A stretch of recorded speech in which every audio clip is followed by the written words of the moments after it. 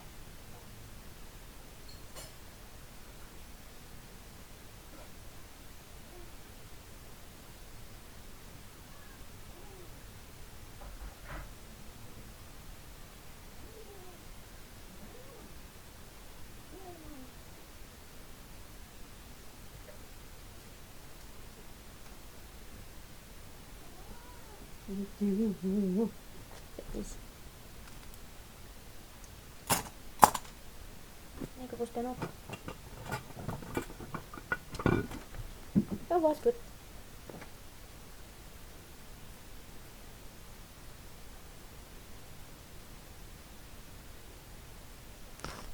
I can't believe I'm early instead of late.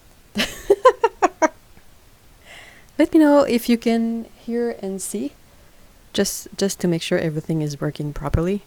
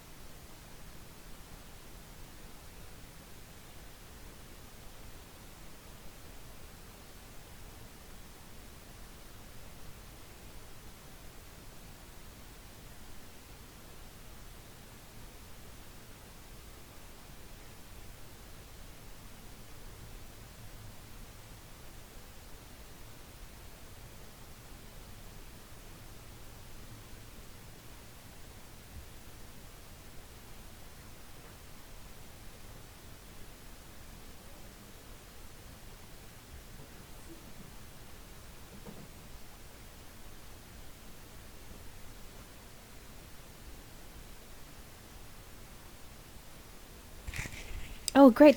Thanks, guys. I'm also getting, well, not coffee, but tea. So I'm I'm streaming early, but I'm still not ready, so I don't know if that counts. Won't be long now.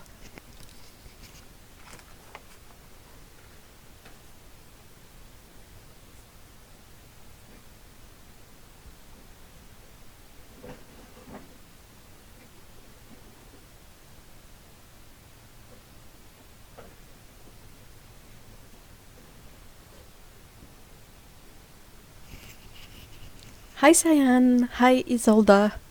Hi, Amisha. Hi, Patricia and Dan. How is everyone today?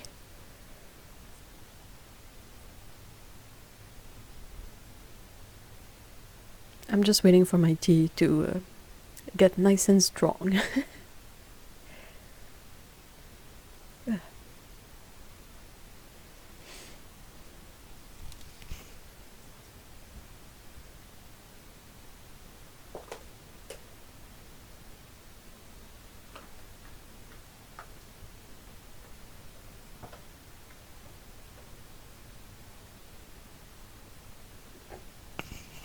What happened, Dan?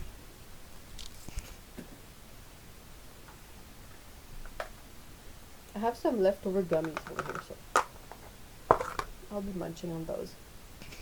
Because I'm really low energy these days, so let's get all messed up with sugar.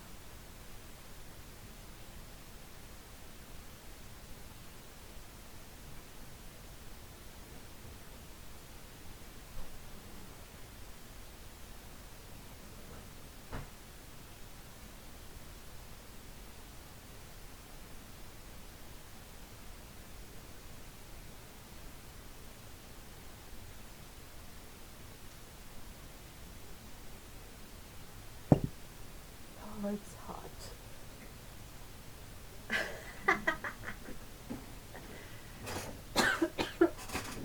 Sorry. Hey Gary, hi. Just a long week then Drag Race. Oh my gosh.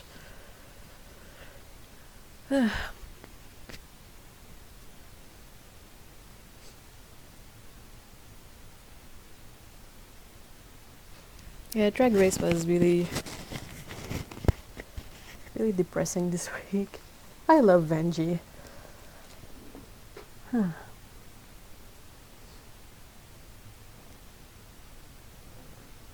Though this season makes me wonder if just how much of it is all theater, because the way silky his is during the show sort of doesn't really match the way other queens act in regards to her outside of the show.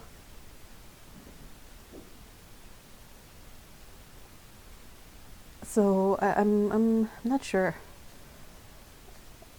Like I wonder if it's all just theater, and that doesn't make it any better. I mean, I'm not gonna watch the rest of the season because, well, there's only like a couple of episodes left. But I'm like blah, blah.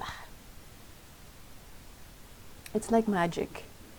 It kind of loses its appeal when you feel there's something up. The scout is having a zoomy in the apartment, so if you hear weird noises in the background, that's my cat running around as fast as she can. Not much has been going on. It's always a bit of a slow start because I am, this is this is a really casual. Good grief! This is a really casual stream, so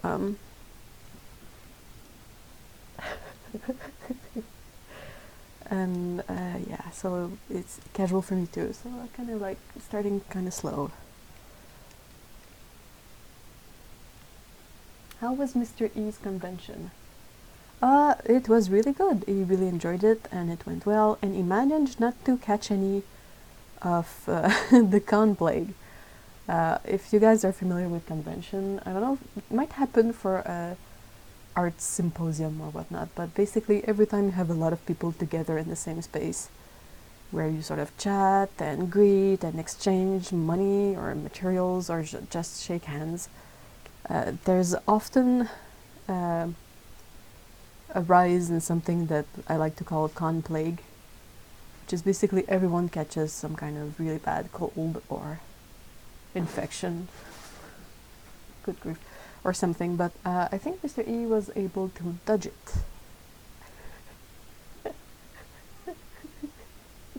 My cats are crazy. Hi, Jasmine.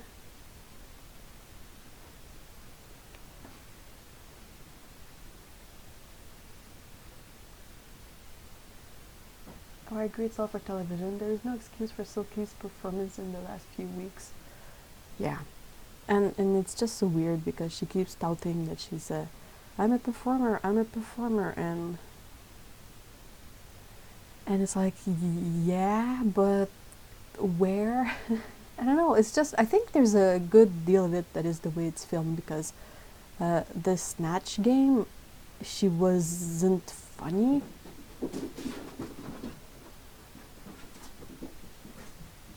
That was the cats.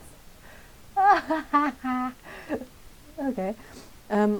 Yeah, like her Snatch game, either it was a personality that I'm not familiar with, but I don't get it. Like every time Silky does something in a challenge, and then you have the judges, they're always like, "You were so good, I couldn't take my eyes off of you," and I'm like, yeah, but why didn't they show us these part of the performance then? Why did we see the part where it's really easy to look elsewhere and you end up not laughing because it wasn't funny? Like, I just, I'm really confused. I'm really, really confused. And I'm bummed because I love Vanjie. Miss Vanjie. Hey Heather, long time no see. How are you, my favorite cat lady? My cats are having a good spell of the zoomies right now. I think they're chasing one another and fighting.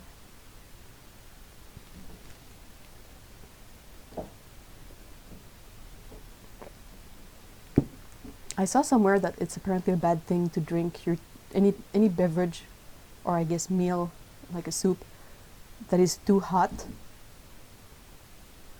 And I was like, what? Well, I mean, I'm never gonna drink something that will burn me, but holy crap, hot tea is life. They've been reading her to reading her to filth over a really basic thing lately, but they keep putting her through. At least Vanjie got sent home by Brooke. Oh yeah, if she had been sent home by Silky, I would have lost my brain. And that was kind of bittersweet because Brooke and Vanjie, they have such a fun connection. And I was like, aww. I'm really bothered. I know, I think there's possibly only Dan who's enjoying all this Drag Race talk. But yeah, I just find it weird because Silky gets passes for things that have had other contestants read to filth, like you say. Like they've been really, really like chastised over certain things, and I see Silky showing up on stage with those issues, and I expect her to be told off on them, and nothing happens, and I'm like, what? This is weird. Oh, Heather says, doing okay, a year older. Happy birthday! Spent birthday getting a lumber. Ooh, that sounds not fun. Yikes. Well, was it for a greater good then? Does that mean less pain after that? I'm okay with the hot coffee. Yeah, I'm like, well, I don't know. These beverages, coffee and tea, unless it's like supposed to be iced, but I mean, they're really good when they're warm, not when they're, lukewarm.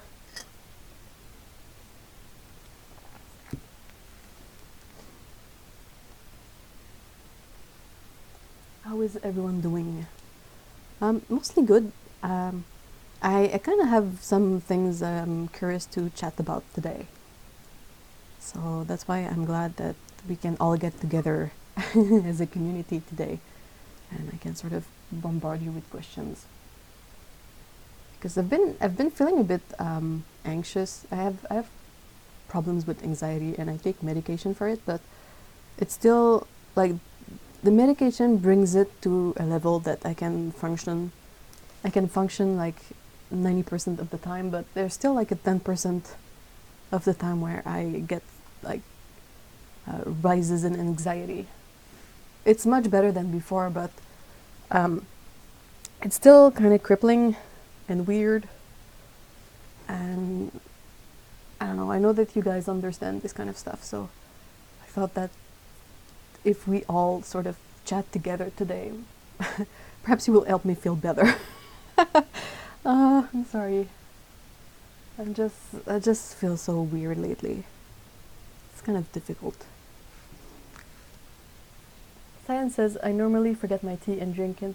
Oh no, when it is just barely warm, you need one of those double wall insulated thermos thingy, so that your tea stays piping hot. Way too piping hot. Apparently it is Kitty Zoomies hour and there aren't even post poopies. Mine are, my cats, they have the pre-litter box Zoomies, not the post ones.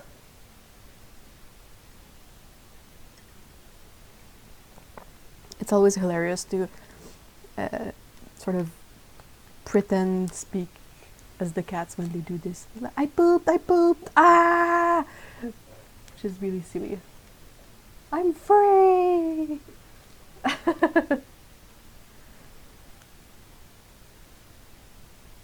Is it connected to anything or just random free-floating? The anxiety, it is connected to various things. Like all matters of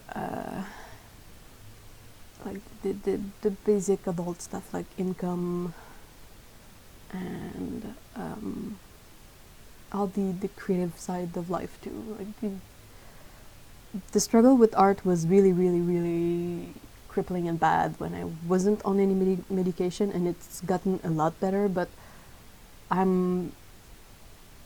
I struggle with not exactly having a clear plan. Like I don't know what I want to do, so since I don't have a goal, it's really hard to work towards anything.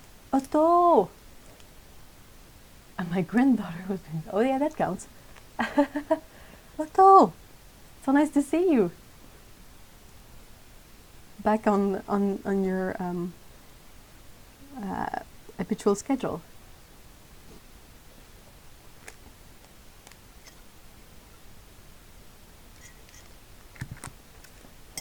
I should possibly start sketching something, shouldn't I? Yep.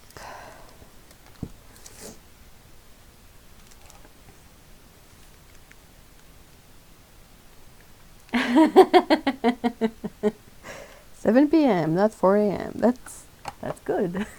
4 a.m. Yikes.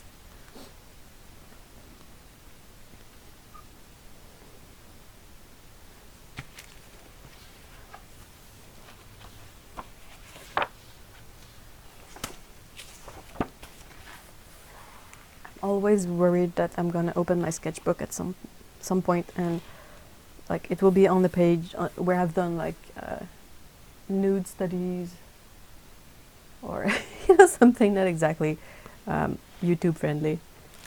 Like nothing too graphic, but sometimes you still have to study like how a human looks. Jumper. This is just a sweater that I stole from Mr. E.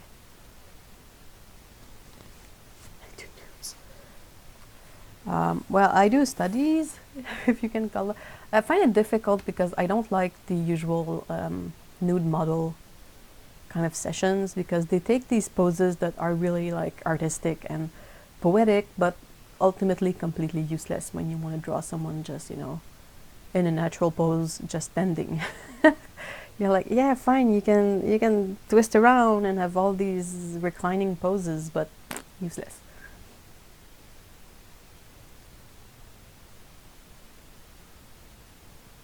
No, it's not fluffy. It's just sweatery. It's oddly like all messed up at the elbow. That's not even my elbow. You can tell my elbow is over here. But yeah, I stole this one from. Hello, Kitty. Salut. Qu'est-ce que tu fais? Tu fais Scooty? Bonjour. Tu veux venir voir tout le monde? Non? Au revoir, Scooty. Since it's situational, perhaps some counseling might help targeting your art. I read a book called Art and Fear. Yeah, It's been on my my wish list on Amazon forever.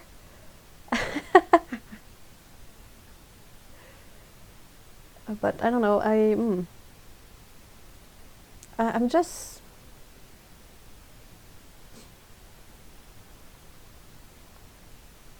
I don't know. That's basically my problem, is that I don't know. I don't know what I want, and it's, I don't know. I don't know what to say. I don't know what to do. I went to one like counseling session in general, not necessarily for art, but for just, general talking with a psychotherapist. And I thoroughly hated it. That was perhaps the biggest waste of money I've ever experienced. It was like $90, and I went once and I was like, nope, not for me. Sounds like you need to take a break. I feel like I've been taking a break for like a long time, and I don't know if taking breaks is really the best for the way my brain likes to function.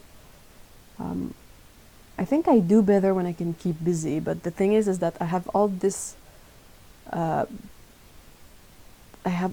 drive to stay busy, but I don't know what to keep myself busy with. So it's kind of a clash of energies, the will to be creating things, making stuff happen, and that's faced with a big wall of indecision. Like, I don't know what to do. And every time I see something new that I like, I'm like, ooh, shiny, I want to do this. And then I see another one, I'm like, ooh, this one is shiny too, I want to do that one instead. Bleh. Aw, Patricia.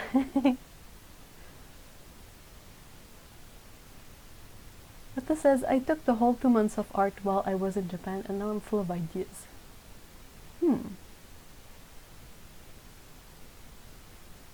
Or maybe you need a creative coach.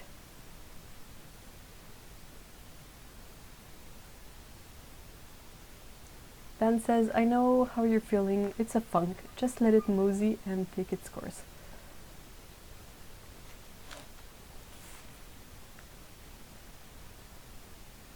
Everything I own is fluffy, thanks to Kitty Fur.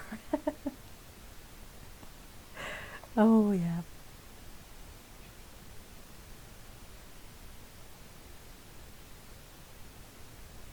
Cyan says, I've been doing resin casting because that doesn't affect with this horrible constant hand shaking. That doesn't sound really awesome. Do you know what causes the shaking?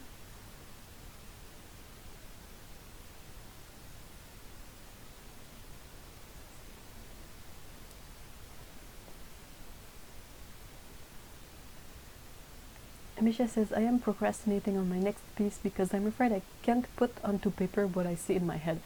I really have no idea why that was sort of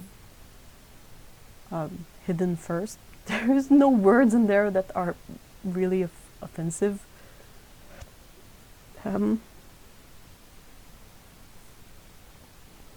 don't know if I've talked about this in the live stream, but I saw something recently that I thought was really interesting, and it was about the people who just cannot see stuff in their heads. And there were like people working at Pixar with this. It's not really a problem, it's just a way things are for them. And like some people, they really get a defined mental image that they can clearly see in their heads, and I guess it's easier for them to transpose this image onto paper or onto whatever they like to do. And some other people, they don't get mental images.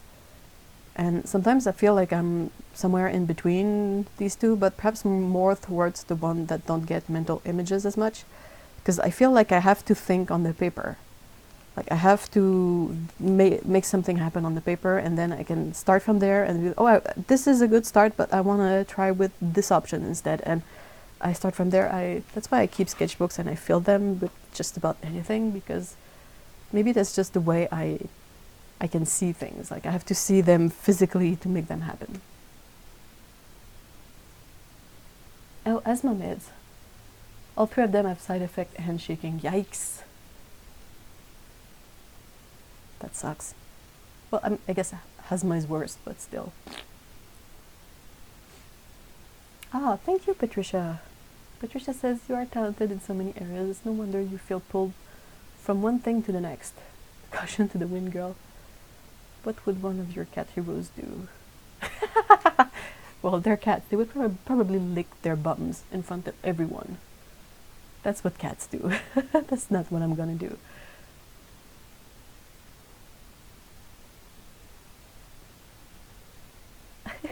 Pillow tunnel.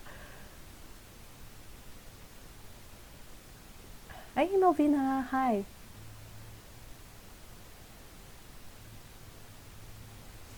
It's just weird because it's super difficult to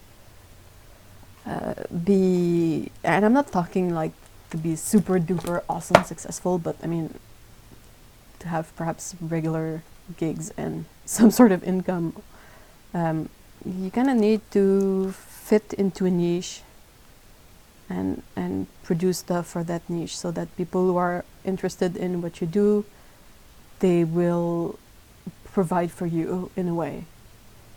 But that's really hard to figure out. Some people sort of gravitate towards a niche really easily, but I don't know.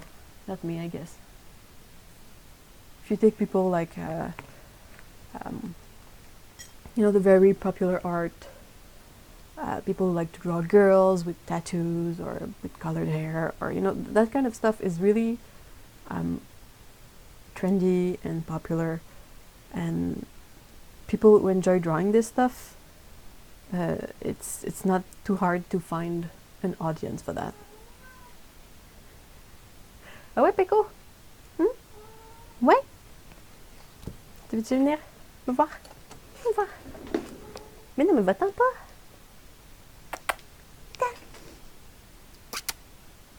Viens vite.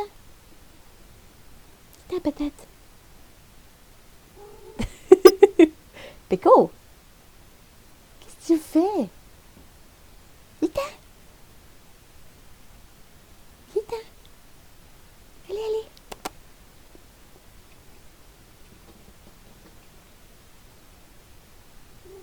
Oh. Vite, il y a plein de monde qui veulent te voir. Ouais, je sais, Brourou. Vite. Vite, Péco.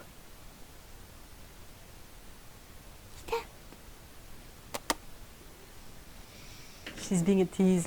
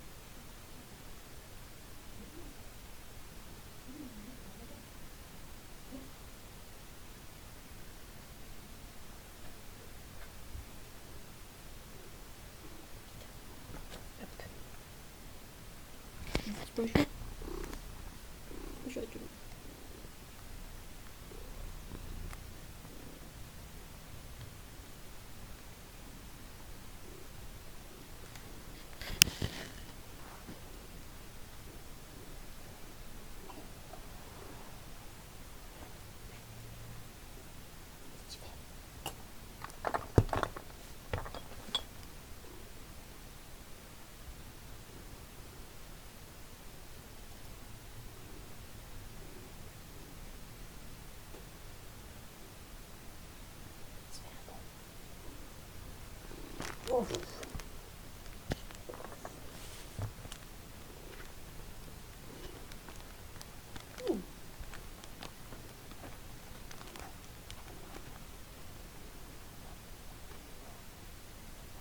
Oh wow, cyan, that's cool.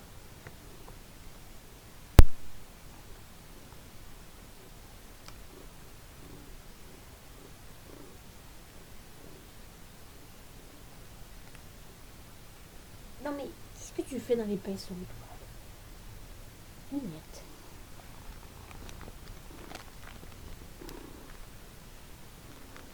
She's super happy. Oh, say hi.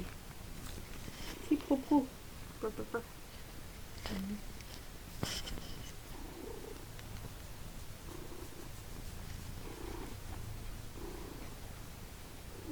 Hi, Grumpy Cat. I think, I don't know if you guys can hear me.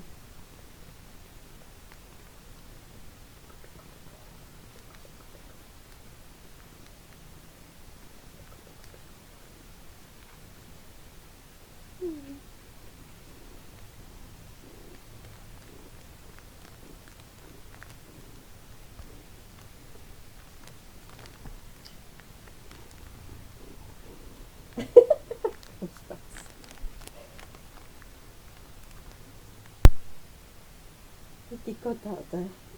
Ah oui, dis toute cotate. Oui, oui. Oui, oui. Attends. Attends. Voilà. Le shading. Tu perds tout ton bol.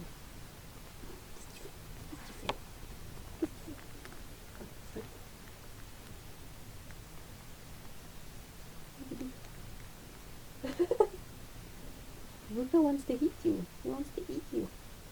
Like, what's this furry, fluffy kitty cat? Is it my next meal? It's too very adorable.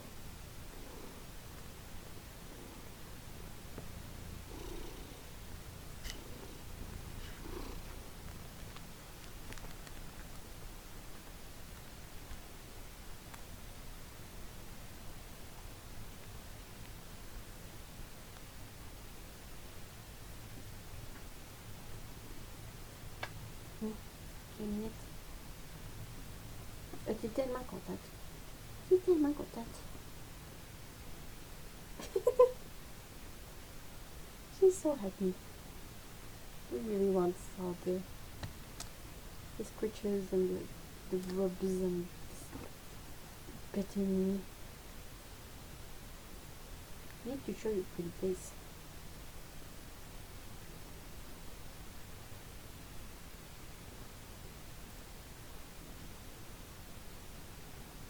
Inky butt stamps on the sketchbook. That would be funny. Là, t'as dit par là. On y va, t'as dit.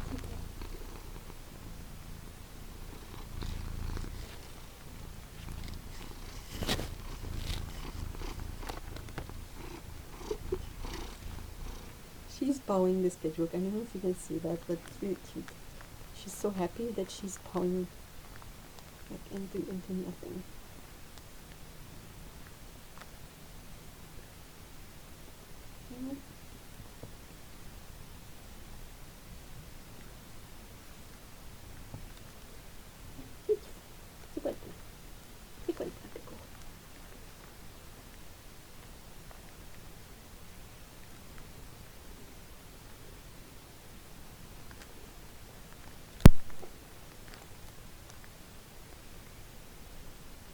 T'es tellement contente. C'est donc bien beau la vie, hein, quand t'as un petit chat. Ouais.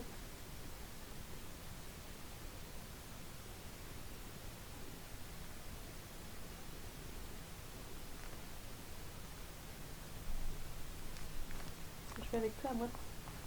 Hein?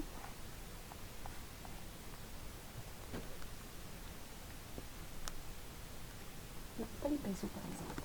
Ça, c'est pas cool.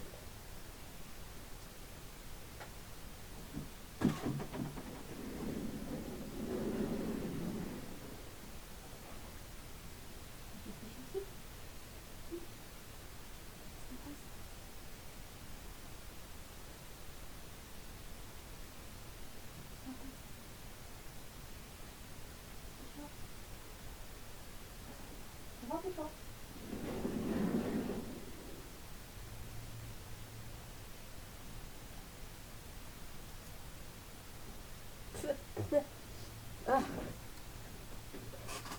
Hey, Joy. All right. I hope your Wi-Fi is better soon. Sorry about the the pico intermission. She really wanted a lot of face rubs.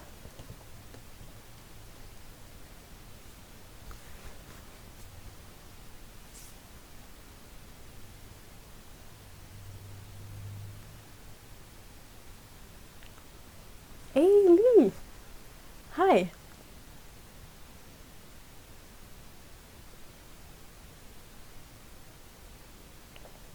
never apologize for Peko. I saw what you said, Patricia, that it's always preferable to draw and paint something you like. And I didn't mean that I want to force myself to do something I don't like just because it's trendy. I just wanted to say that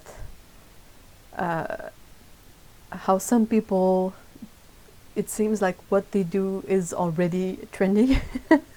And some other people like me, what I do is just what I do. It's not super hot or super anything. It's just what I do. So there's no overlap really between trend and what I do. People who get the most overlap, they can really transition super easily over the other.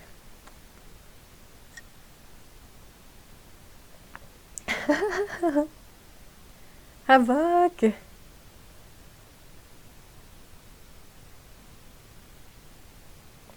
I don't know.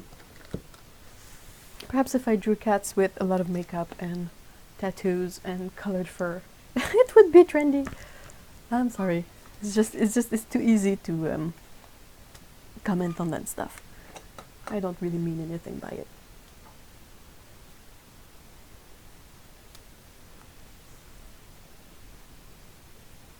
If I decide that I want to focus on drawing cats, I need to find a way to make mine relevant to something. Oh, I'm glad you enjoyed Peko. She was really super happy to get some quality time with you guys. I don't know if you could see her paws, but she was doing like the happy big paws.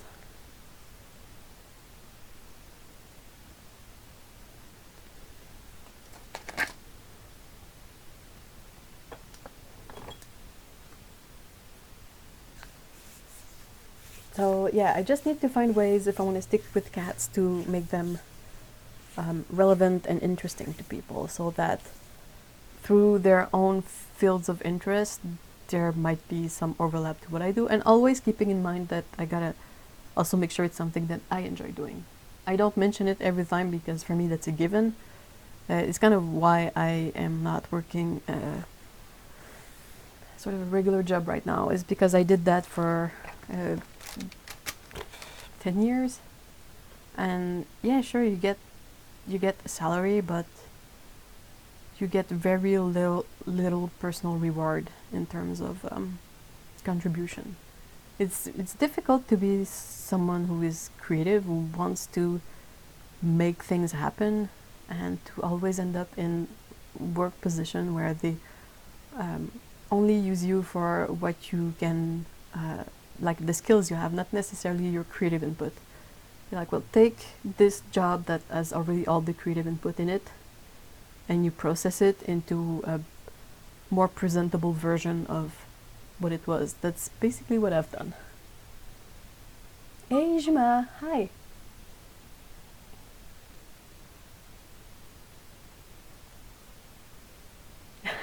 Overshoot the dryer. What? Yeah, they're not really relevant. They make themselves relevant.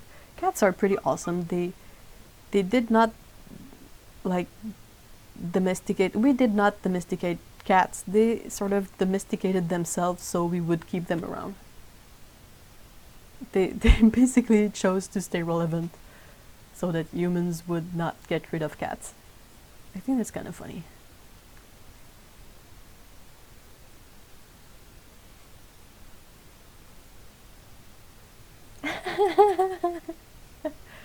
Aw, Julie kitty.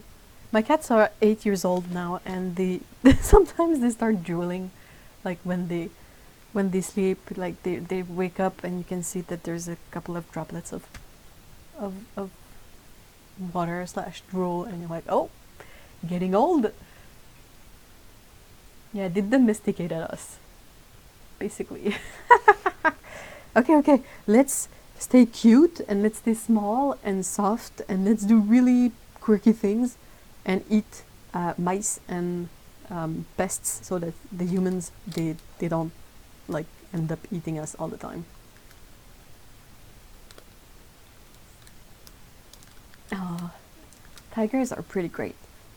You can see a lot of funny tigers on all the accounts, like Big Cat Rescue and Big Cat Derek.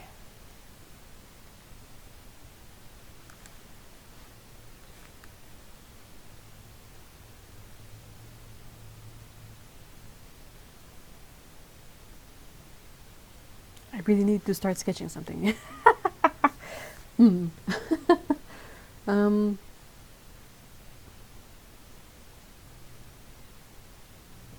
we have Patriots Day on Monday.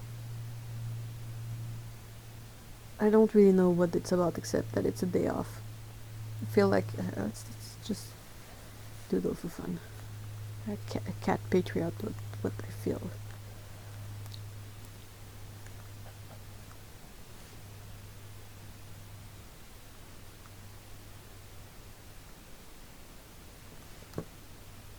Simon the Cat comes to mind. There was no milieu for him to fit in. Yeah. Oh no! You don't. Please don't shut up, Patricia. This is interesting. Well, Simon the Cat filled a niche in the sense that he provided like easy to read, easy to understand, funny short videos or images that you can share on Facebook, and that everyone with cats can sort of relate. It wasn't limited by style because it's a style that's very like Sunday morning cartoons-ish. Animation makes it like easy to understand for everyone, and it was cute and quirky. Well, Canada has Queen Victoria Day and Quebec has Patriots Day. We basically said nope. No thank you.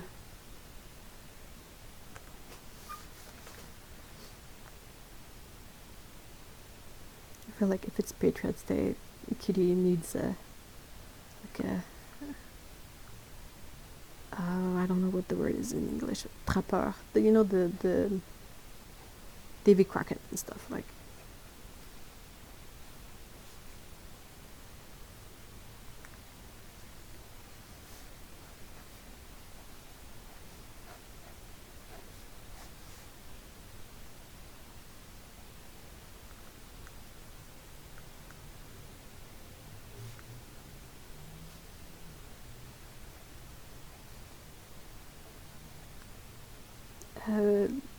Buffalo plaid shirt, lumberjack style. Oh, and I need to put the belt of the Patriots, ceinture fléchée. I don't know what it is in English.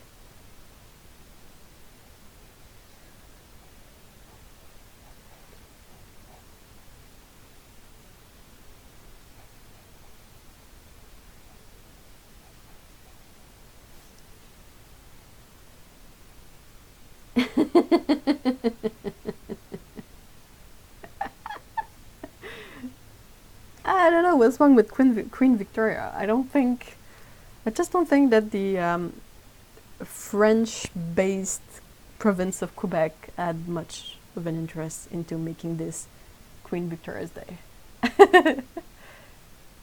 I found the cutest flask of pure maple syrup at Walmart with the Canadian flag on it. That sounds legit. That sounds about right.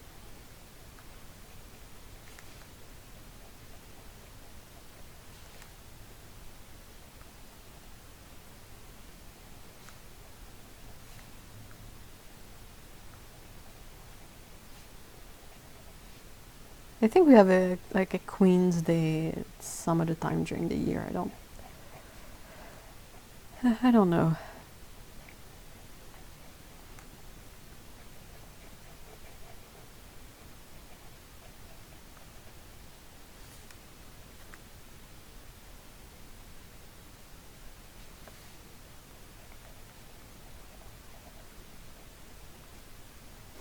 I'm not very patriotic in the sense that I really like this province. I like living in it. It's fine. But there is a generation that an older generation that's really really into separating this province from the rest of the country, and that's sort of what they associate with being patriots. And I'm just like, meh. Like if it was really gonna solve issues and not just move them elsewhere, perhaps I would be in favor of it, but as things are right now, I don't feel like it's ever gonna change anything.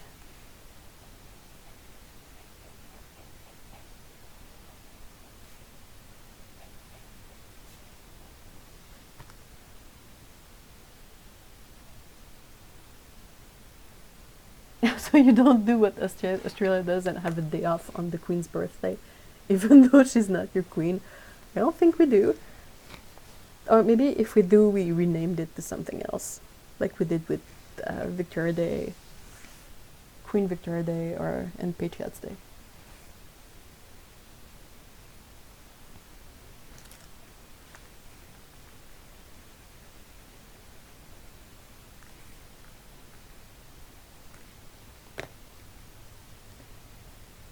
Oh, Cyan. Good night. I hope you sleep well. Vous avez toujours des référendums pour l'indépendance du Québec? Pas de ce temps-ci. But the last referendum we had was so close that the people that were in favor of it and who lost, they sort of haven't swallowed it well. They still are bitter about it.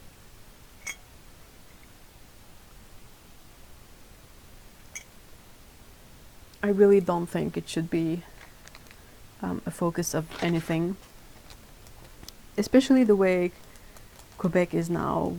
It has a lot of immigration. It's very diverse, and I don't feel like going on about this referendum separation thingy is constructive at all.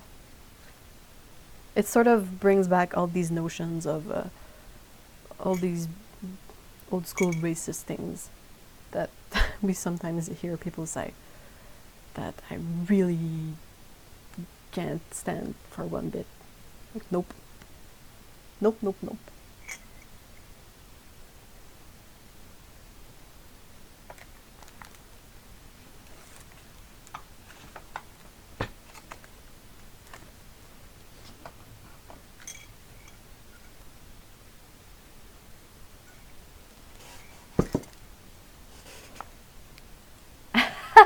Yeah, then you would know.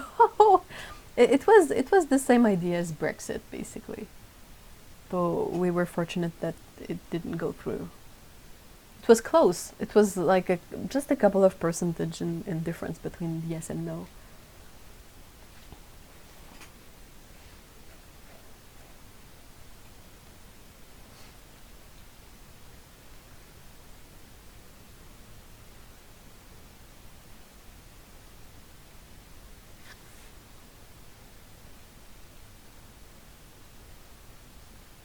Hey, welcome back, Heather.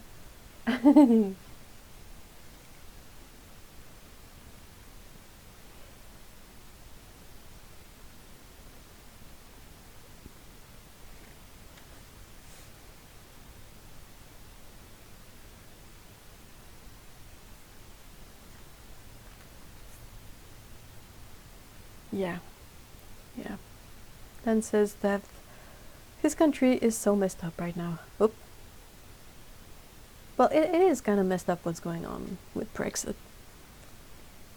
Because it got through and sort of more like by luck than by real merit on the idea. And now they're trying to make it happen and it's sort of not really working out. And it's really problematic and I don't know. I saw this guy, this florist guy in an interview video somewhere talking about it, and the guy was saying how if Brexit was to happen, how it would affect his business and he would not be able to conduct his business in an efficient way. And then they asked him, did you vote in favor of Brexit? And the guy said, yes. And everyone went like, what? And I think that's what happened a lot. I think a lot of people voted yes without really understanding what it would entail. Why does it sound like the volume is up really loud? Oh, I don't know.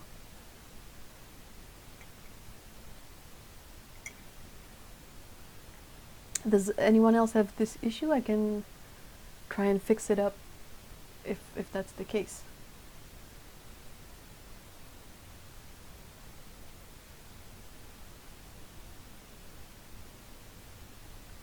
Oh, okay. Patricia says it's okay. Ben says it's not even just Brexit anymore, it's completely shut down the government. Our country is on the knife edge at the moment. Yikes. Ugh. I'm really sorry it's like that. But no, that's fine.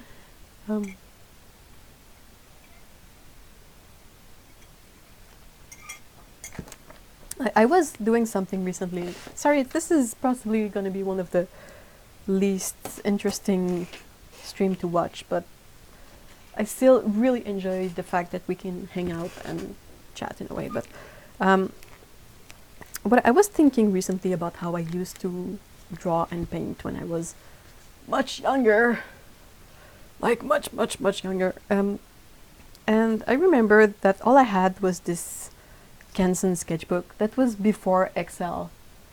The Canson Excel would exist. That was just Canson sketchbook, and it was sketchbook paper. It was nothing special and nothing really good. And I would just do everything in it.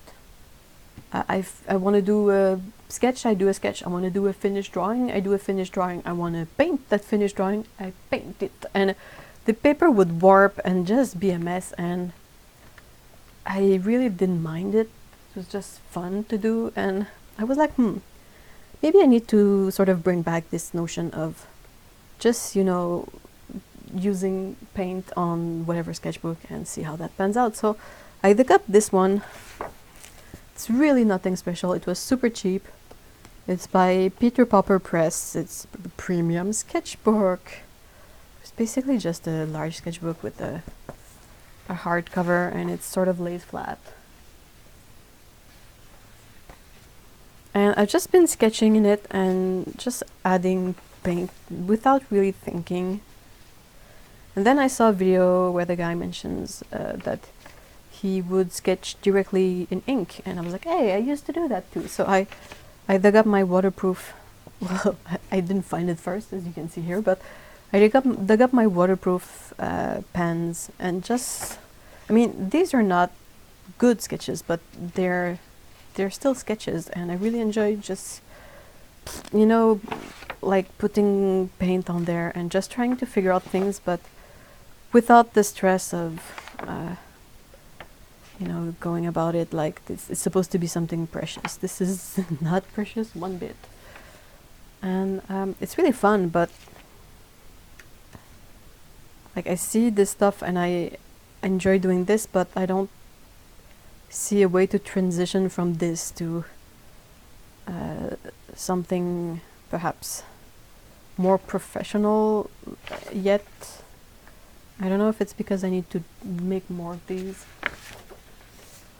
I have a huge sketchbook to fill, so it's definitely gonna happen. Otto says, we put such high expectations on ourselves in our art. We do. But I mean, yeah, that's basically lowering my expectations, but at the same time, it feels so weird to do a thing that doesn't clearly earn you back something. I don't know if you see what I mean. I'm not saying that this is a good way to think about this, but I find it super difficult to be to give value to spending time doing things like these, because it's a bit like dancing in the dark, if I can see that. It's like I do it and I enjoy it, but is it, how long can I sustain this idea that it's fine just doing it because I enjoy it? At which point is the rest of life gonna catch up to me and be like, yep, you enjoyed it, now you gotta earn some money and you gotta help pay the bills and you gotta do all this adult stuff, and sorry. I know you guys wanted to talk about cats and happier stuff, so maybe I should just put this away. Bye bye.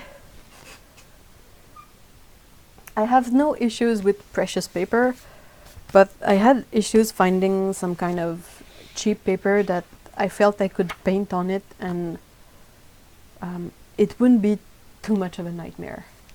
And oddly enough, this sketchbook paper is surprisingly decent. I mean, it buckles, of course it's gonna buckle, but I can layer fine. It doesn't, I tried, I tried scrubbing some of the colors over here, and it still stayed on the paper a lot. So really not bothered. It dries fast, and yeah, so not bad, but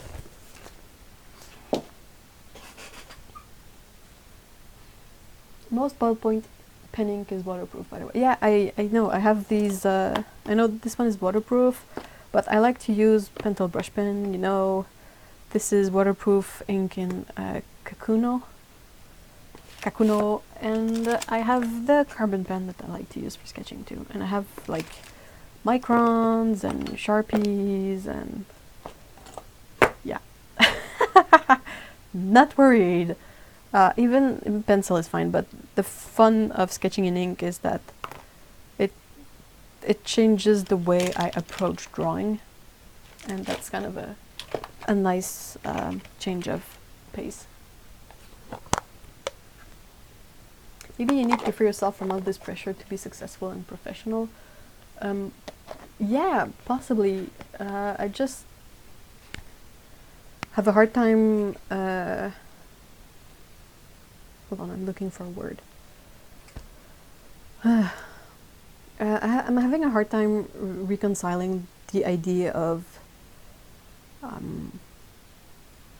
like, I don't necessarily want to be successful and professional, but I'm not necessarily at liberty to just art for art's sake.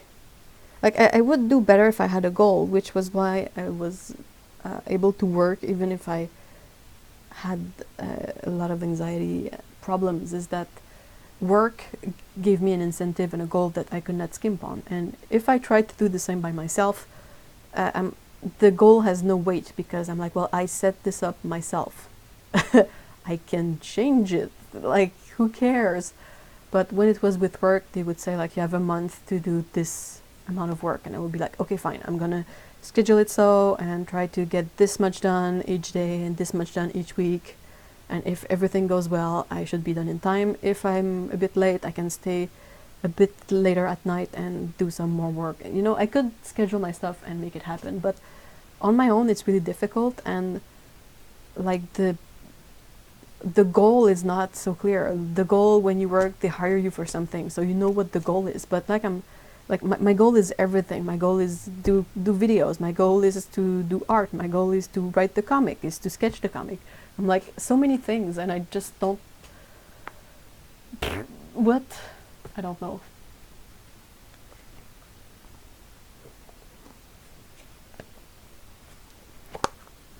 Let's eat some candies that taste like cough syrup.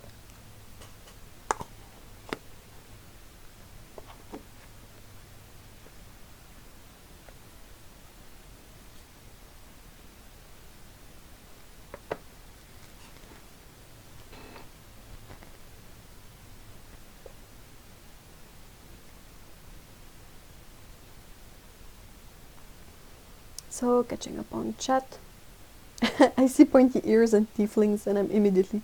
Yeah, pointy ears and tieflings. It's my jam. Hey, Brupru. Sounds like what Pico was doing earlier when she was purring in the mic. Otto says, when you put pressure on your art to make money for you, your art... Yeah, I know. That's basically what happened with work.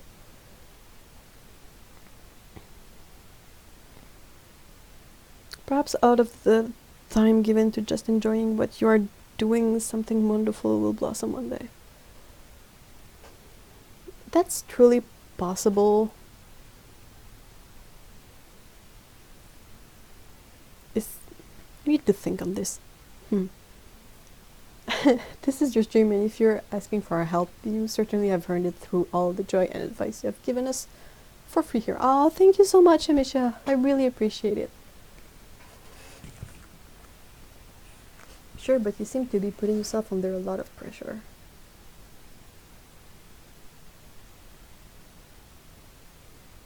To the point of it's paralyzing you.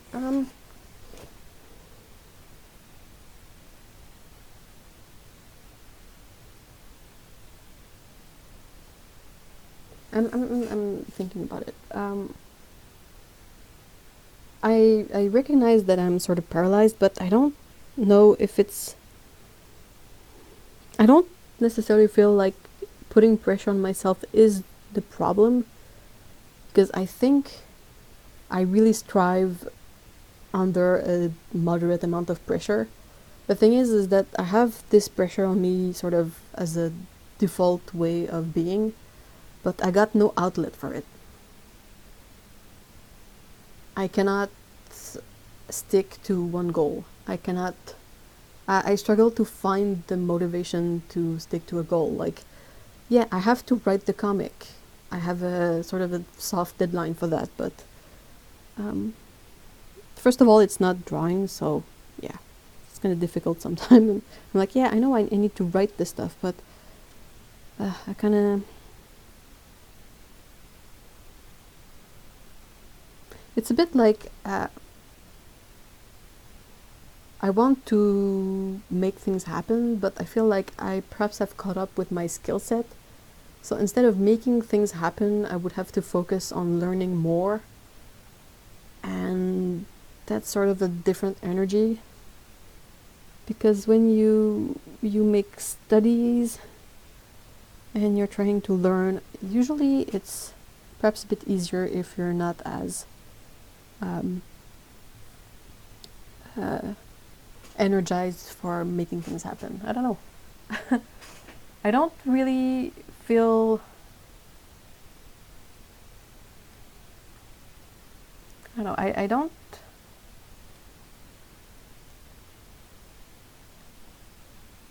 See pressure as too much of an issue right now, because I have no problem with taking a step back, like I did with the live stream last week. I really wasn't feeling it, and I was like, step back. And I haven't been posting a lot, as you've probably noticed, so step back. And I'm okay. I'm not necessarily like super bothered. Like I understand that these things, they come and go, and it's gonna be fine, but it's like being art constipated. Like, you have something pushing, but it's not coming out.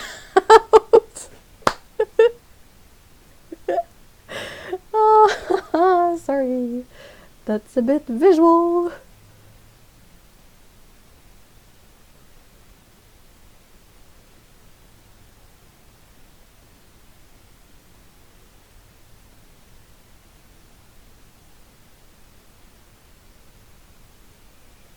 Yeah, overthinking, that's definitely happening always.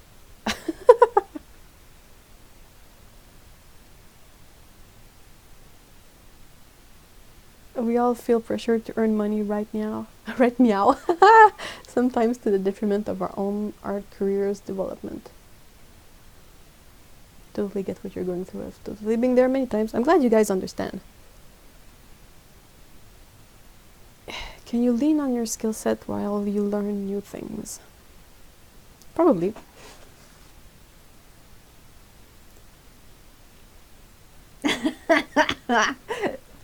Art constipation, a new artist phrase just invented today.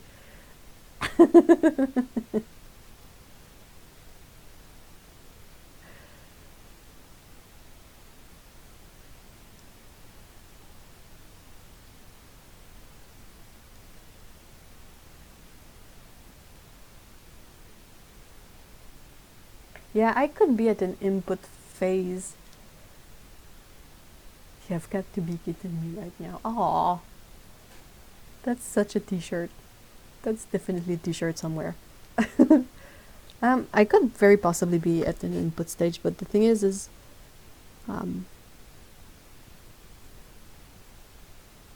what do I input? How do... Oh, God. It's just weird. It's really weird. Like, I've been to school. I've been to 2 different sort of art-ish school. I studied graphic design, then 2D animation. Then I started working, and then I got fed up with working and I stopped. And I was still anxious. Anxiety started when I was in school, I think, in 2D animation school. And it's been sort of there for like 10 years. And then I started being on meds, and when I started the meds, they really helped, but also I really felt like I didn't know how to do anything anymore. I'm like, how are you supposed to go about this? I don't know. I don't. There was always so much structure and stuff going on that I didn't really realize that was there to support everything else, that without it, I'm sort of like, how does this work?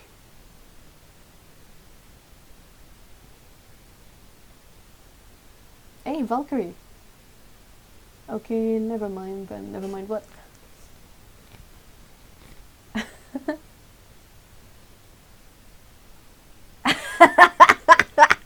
Patricia.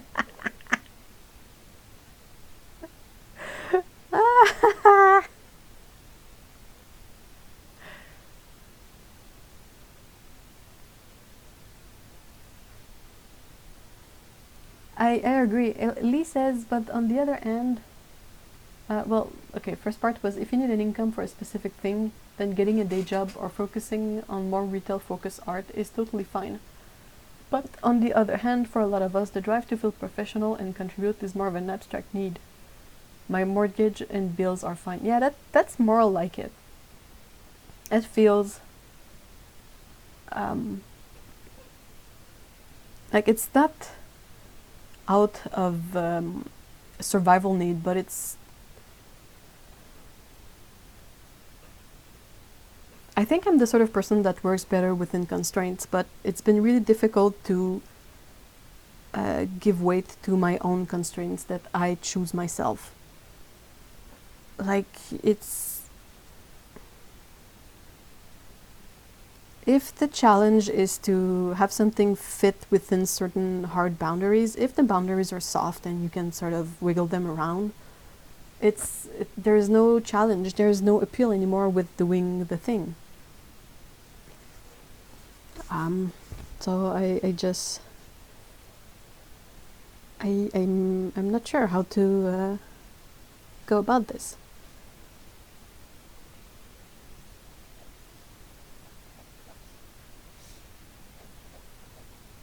I'm just gonna scribble some stuff so it's not just boring visual.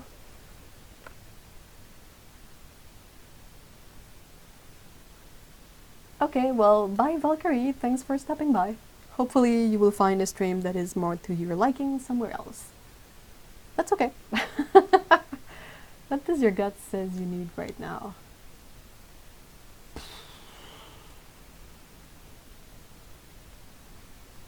I think I really want to have fun doing something. And to be challenged doing it.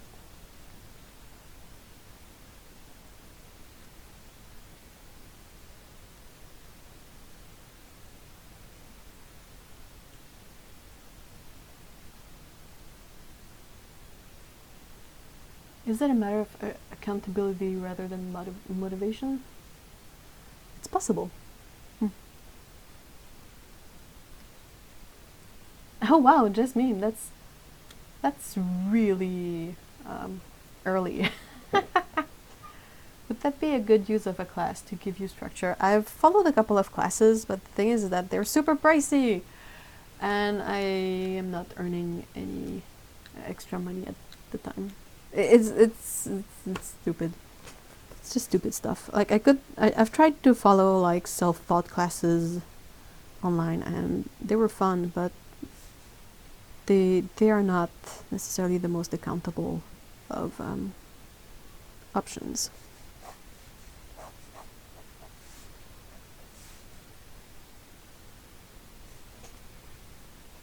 Cha-ching, cha-ching, unfortunately.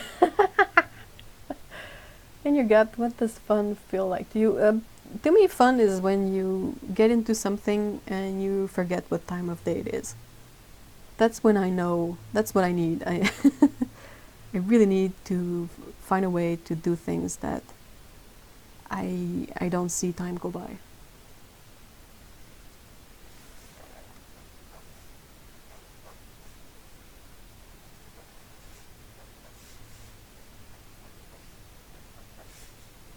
And it's just it's a weird clash in my head too. Like I said, I've been to school for a lot of things, and I've taken class online, and I've read a lot of other artists' advice online, and I saw all that before I realized that we don't all work the same way. Something that works for someone might not work for everyone. And then in that sense, it's really difficult to quiet that little voice in my head that's like, you should really study structure and anatomy and do construction and focus on rendering. And I'm like, there's a part of me that knows that this stuff is helpful, but there's a part of me that finds it utterly dull and boring. And I find it hard to justify spending time on doing boring stuff unless it's a class that you have to go through to get a grade.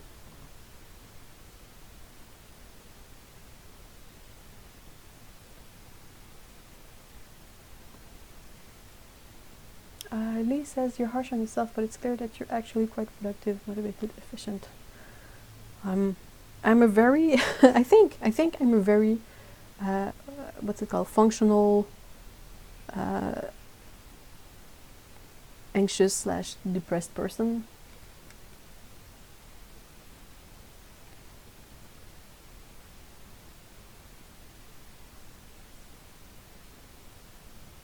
I really hate doing nothing. This just kills me.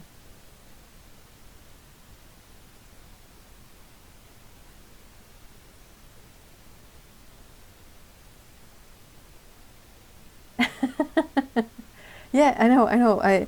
But the thing is that in art school they have to sort of make a middle ground between what like advice that would benefit all the students. So they tend to go with the old classic advice, like study anatomy, do live model. It will really help you in this and that. And I'm like, in the context of school where it is mandatory to go to a class with live models, I'm like, fine, that's fine.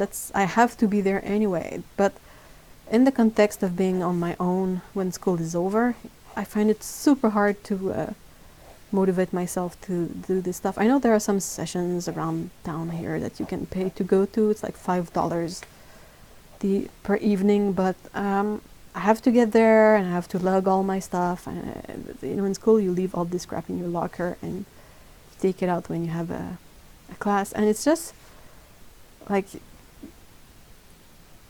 with school and work and the type of work that I used to do and the type of school I went to, it was not exactly important to have your own voice. You just had to fit within the technical constraints of the assignment to deliver everything on deadline and to do a decent job at it, and you would be fine. With work, you just had to, like I said, it was mostly just like procedural stuff. Like basically take something that is there, make it prettier, and we move it along the chain, you know. There was no need for me to really think in terms of my voice, my creative input. This is, anyway, collaborative work, so no space, no room for it. It's just ever since I've been on my own, and I'm like, And it's also weird because I live with a fellow artist, Mr. E. He's a really, really good artist. He draws really well, and he has none of these issues that I'm struggling with. Well, almost none of them.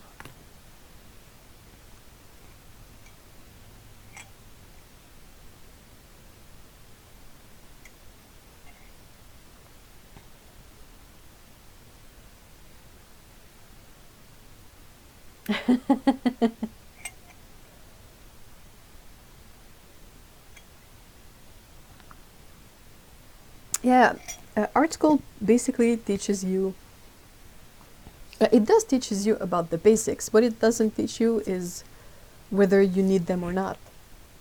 It doesn't focus on giving strength to your voice or giving you your own voice.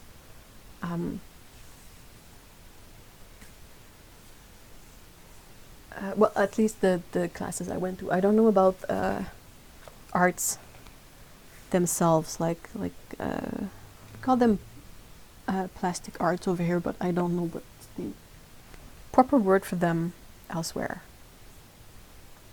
But you know, it's not about expression. It's not about, like, you don't necessarily choose the narrative of the assignment. You just do the assignment. And you just try to find a way to make it interesting to do, so you don't end up doing it in the last 15 minutes before it's due and you flunk. um, but yeah, I think also it's a matter of who I am. I'm sort of, I think from what I've like assessed over the years, I'm a somewhat efficient person and I know how to get stuff done, but without constraints I don't do as well.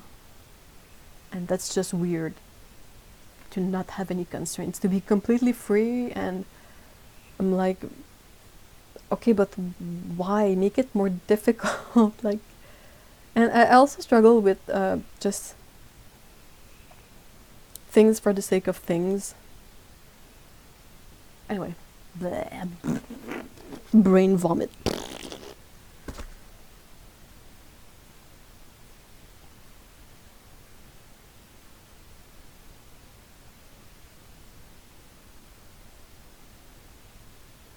Oh wow, Prue, that's really interesting. ADD and chronic depression. Ugh, I'm so sorry you have to go through that.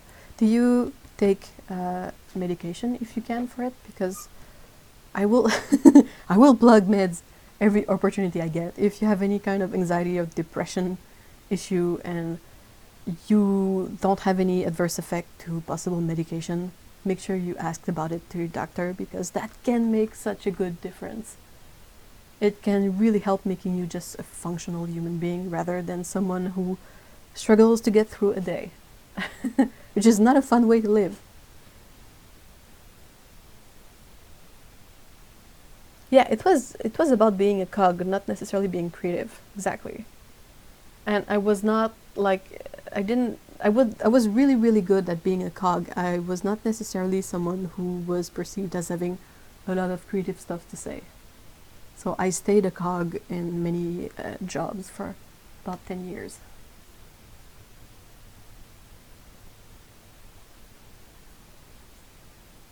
I have trouble with internal motivation and internal structure. Oh, I know what you mean. What would Otto look like as a cat? She would be a she, she would be a black cat with super dense hair, so it sticks on ends.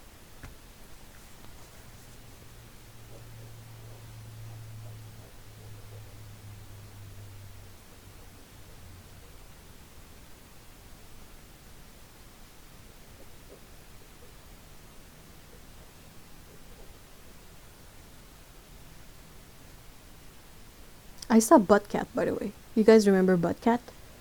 It's the black cat in the neighborhood that the first time I was able to snap a picture of the cat, all I was able to grab was the butt, because he decided to move at the last minute and disappear behind a railing, so I had just a picture of the cat butt. So I was like, alright, you want to play that way? Your name is going to be Cat Butt. And yeah, he's a really nice, floofy black cat.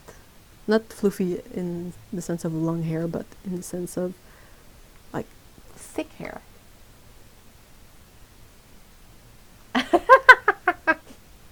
How do you know I only wear black?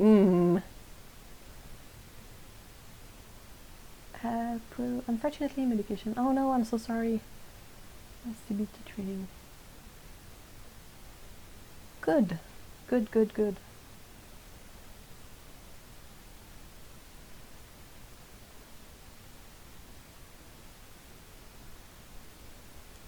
Yeah, it was just like you had, like the railing would go like this way, and that was the rail. Like you have stairs here and a railing, and basically like the floor of the balcony where he was like over here.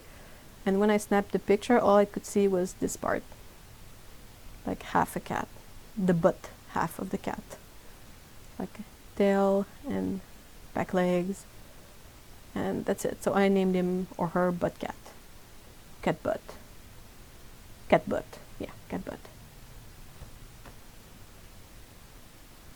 I always make a detour through that that spot in case I see Cat Butt, because I really like my fellow.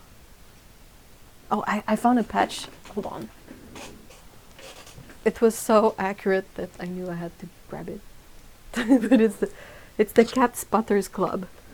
And I was like, yep, that's me.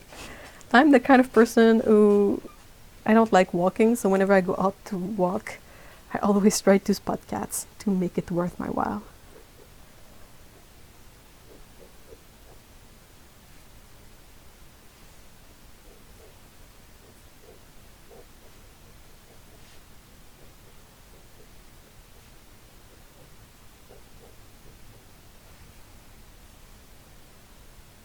Yeah, I think you drew a cat butt.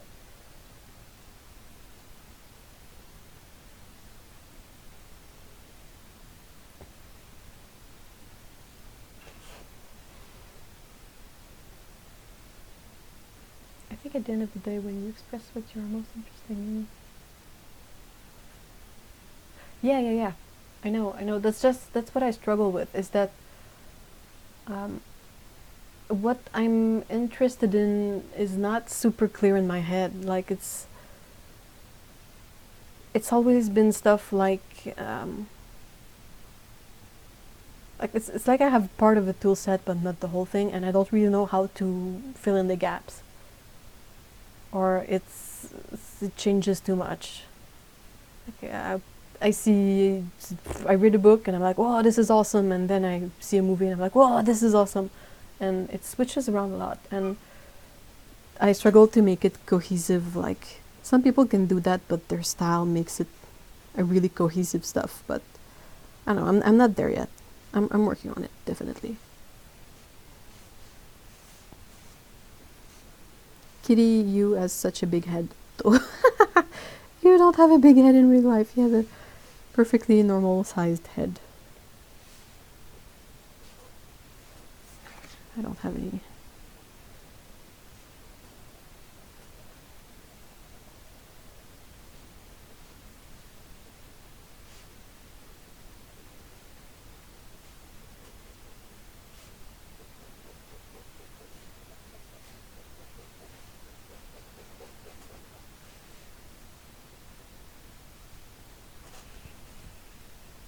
Catastrophe.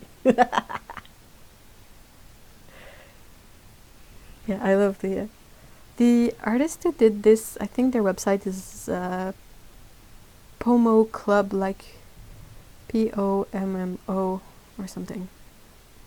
But I really like it. Oh, do you? So my head is really big too. Like, I would never find a hat in Japan, that's for sure. Never, ever, ever. Because even here, I struggle to find hats. And even the hats that I do find, let's say you have this is my head. This is a big fat head. There you go. Huge head. Here. Even when I wear a cap, you can tell that the cap is strained. Like, it's meant to be like this. Like, this would be the ideal head for the cap. Like, just a tiny bit smaller. But since you can sort of adjust the cap with the thingy at the back here, I can sort of make this area wider, but it shows there's like so much strain on the the forehead part of the cap that I'm like, oh. And this is like men's cap, like the largest I can find. And whenever I find something that is like exceedingly larger than the rest, it's always really ugly. You're like, bummer. Nothing fits. I have a huge head.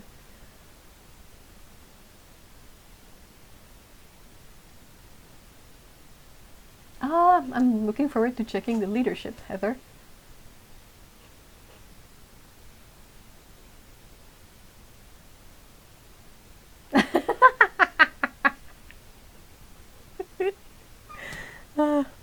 Oh, you guys are talking about art galleries. It's kind of difficult to be in Montreal for that too, because I don't really have the advantage of a smaller community.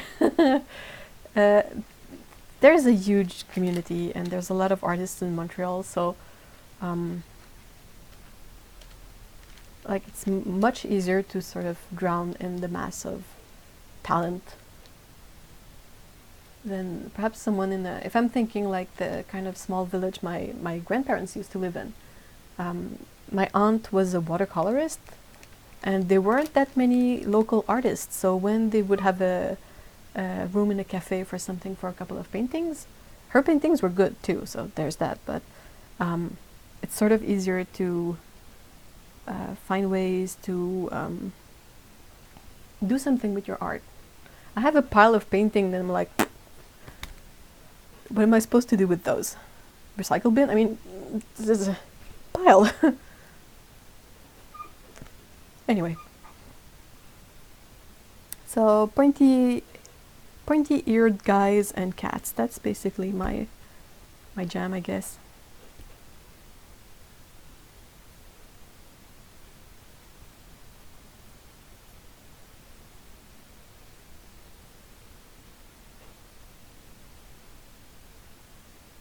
Put them in boxes and make a fort. Yeah, that's where I'm going. I know I have to send a couple of them to Otto.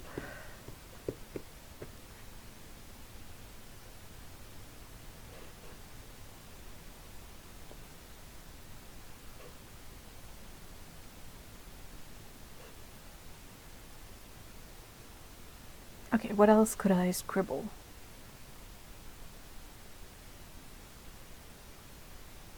If I were to draw Heather, she would probably end up something like hold on.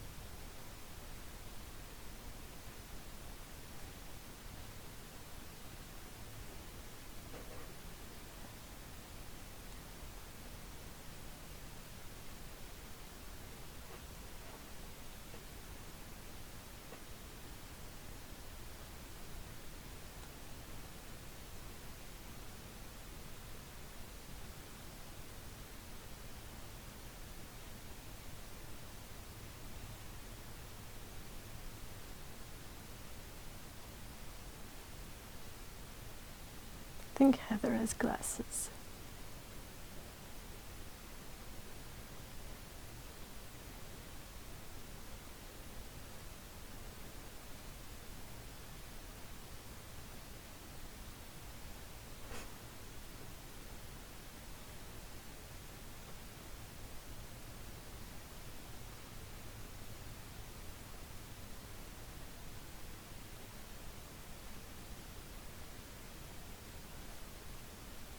Heather is definitely buried under a pile of kitties. That's what's happening here. There you go.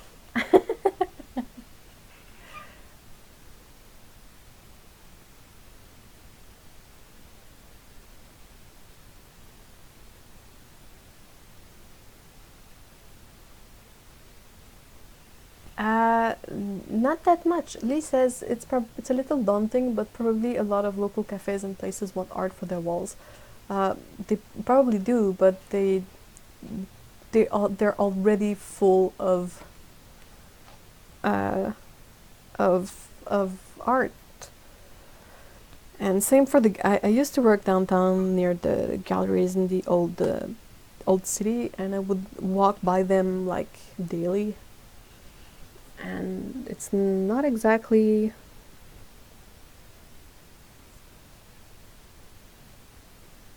it's kind of a really classic approach to art galleries, I could say that. And what I've seen in there is either really large oil painting of abstract things, or really naive cartoony art. That's what I saw. That's basically what I see in the cafes as well. So I need to sort of get a collection of work that is more cohesive, so I can sort of shop it around and be like, hey, would you like to get these cohesive paintings on your walls, possibly? So yeah, Heather has an arm here, another one there, a bit of head, and feet here, and just a pile of cats.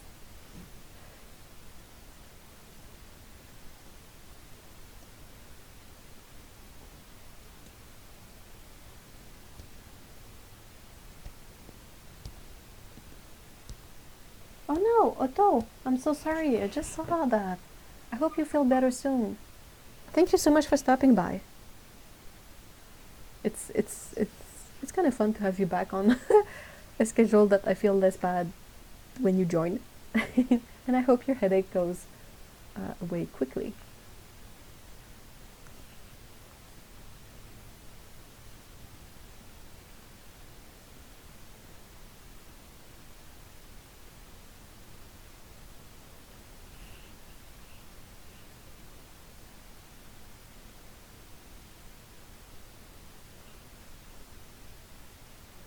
I love murals. Murals are great. I'm not super fond of tags as a graffiti or, just the boring stuff, but I would definitely pay graffiti artists to paint something that is, nice instead of something that is done quickly in the cover of night.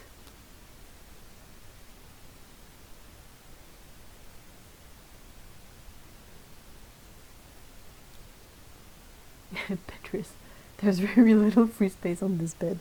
Oh, it's cute. Okay, let's try and paint something just for the sake of, not making this an absolute nothing of a live stream. Here, it's watercolor paper.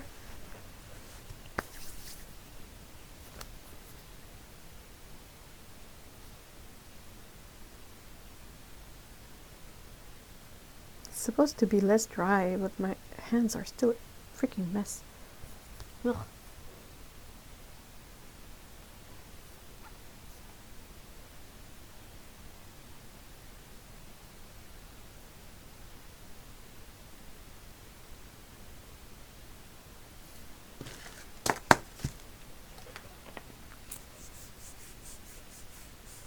We had a problem with people scribbling Nazi at the walls at the train station.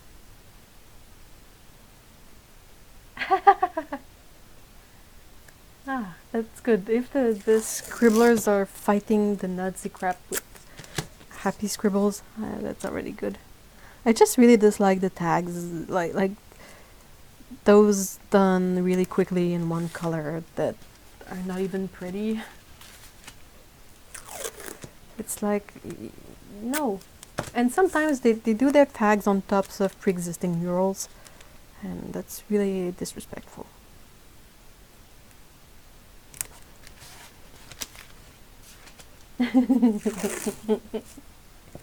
Placing your toy in the water bowl. That's always... That's something they do, and I really wish I knew why, because it's really cute and curious.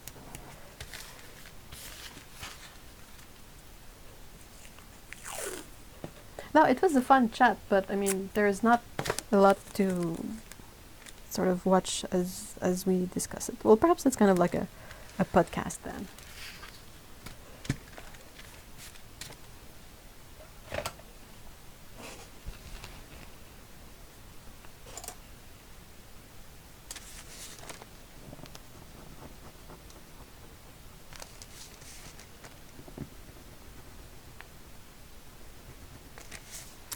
Do you guys have any special projects plans for this summer?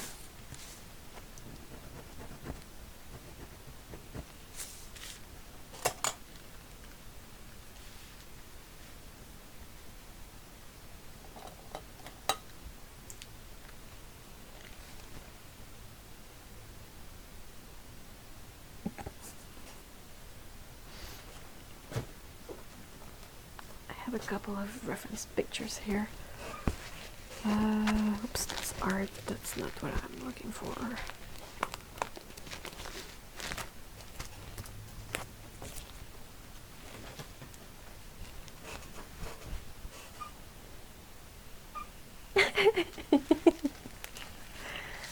it's not gonna be the, you know, plasticky, waterproof toys that ends up in the water bowl. That's always gonna be the ones that are gonna soak up all the water and become grungy. Project, mostly to keep up doing art. It's the most important thing for me. That's awesome. That's a great project.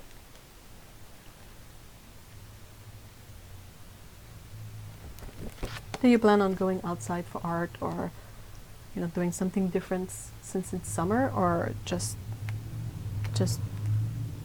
doing what you already enjoy doing?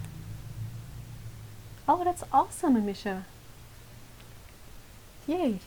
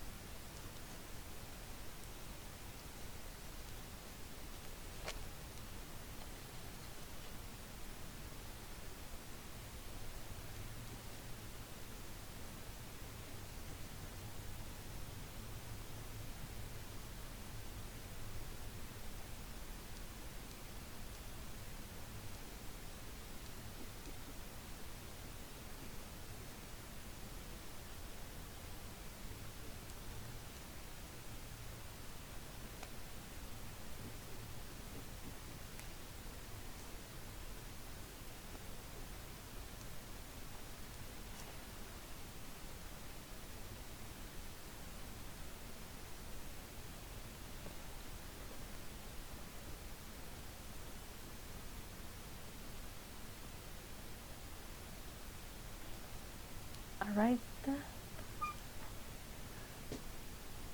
So, Amisha says, this live stream inspired me to start working on the project in my head, even if my hands don't feel ready. That's pretty cool. There's always some planning work to do, or, you know, swatches, or I don't know what kind of planning you like to do, but for bigger projects it's fun to either sketch out some areas on a piece of paper just to figure them out, or to try some mixes, or to try some swatches. Skaboo says, I've got a painting that I'm just taking my time with. My mom's painting for Mother's Day took a month. Wow.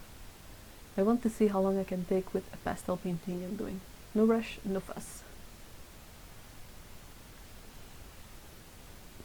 Sorry. Ugh. Heather says, I want to go to Mississippi's giant house party and do a painting of the crazy little shacks they have. They are permanent structures which are way overpriced. And massive fire hazards. That's funny. That's cool. I just did a project where I used a mixed chart to inform my sketches. Ended up with 14 sketches with very different bases and less colors. Oh, that's cool. Hey Alexandra, hi. Oh wow, Lee, that sounds great. Traveling to Australia. Ooh, cool.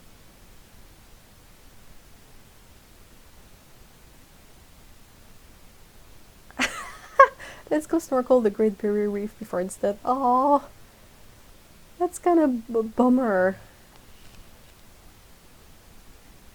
Question, what do you think how environmentally friendly pigments like chromium oxides are?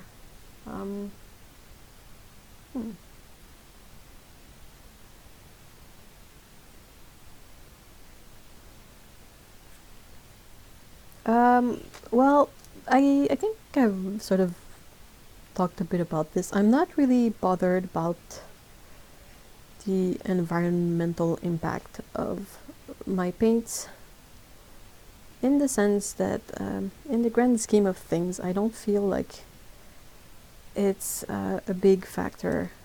I think there are possibly worse offenders than watercolorists when it comes to you know, environment and pollution and chemicals and minerals and all that stuff in the water. We still end up using really small quantities of pigments, and most of it ends up on the paper, not in the sink. So I'm not super bothered about it. I will, like, I always check it out, say when I want to buy pigments to make paints myself. I check it, I always try to get pigments with no toxicity for various reasons, and sometimes I see some of them that are like very toxic to marine life, and I'm like, yikes. I know that even if it was safe to handle, I'm not gonna get it, because like that's very clear that it's not great, and more often than not I can do without, that's fine. But in terms of just basic hues, I think I really don't think that my small rinsing water featuring a couple of cobalts and yeah is really is making that much of a difference. I think there are many worse offenders than me, and if these are colors that I really can't find anywhere else, I find it really difficult to justify just not using them. If I can find a substitute, a color that's really similar and that is non-toxic, no problem, I will switch. But otherwise, I'm just, you know, I'm pretty sure that there are far worse things that ends up in the sewers. Especially if you think about it, all the cadmiums, all the cobalts, they're all heavier pigments, so they sink at the bottom. So I do hope that our water filtration systems are equipped to take all that wastes that ends up at the bottom of the tanks and dispose of it properly, because I'm pretty sure there's not just the pigments that ends up in there. Heather says, also called the Neshoba County Fair. I used to date someone and their family's cabin was next to the Manning's football players. They were nice people. That's cool. My voice is dying. Oh, crud.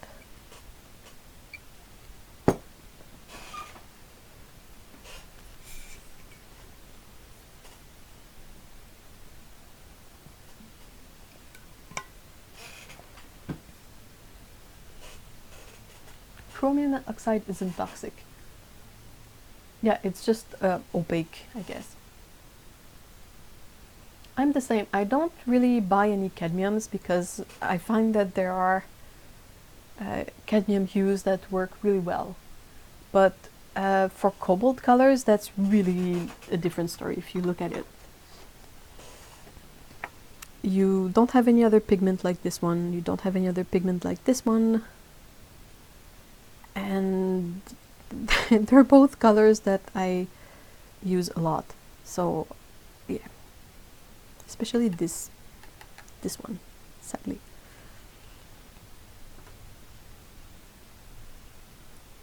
Also, cadmiums are really pricey. There's that too.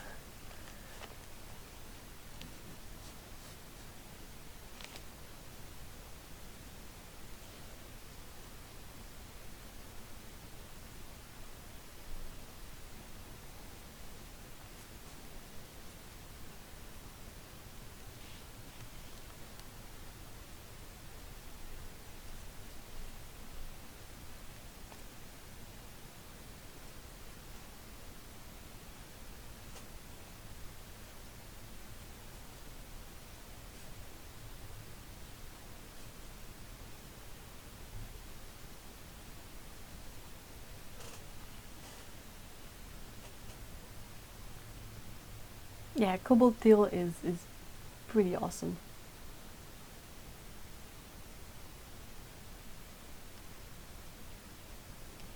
I don't think that in the case of... Oh, wait. Lee says that the primary environmental... Struggling with this word today. Environmental impact of chromium oxide and many other pigments is the mining of the constituent compounds. Yep.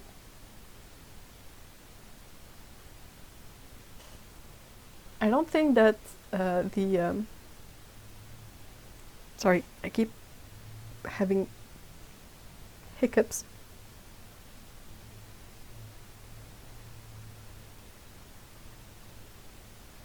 I think that if the pigment is non-toxic, it's basically just like having mud down the drain, like actual dirt and mud down the drain. It's basically just earth. In the case of pigment, it's specific earth that is sort of refined to include only one specific thing, but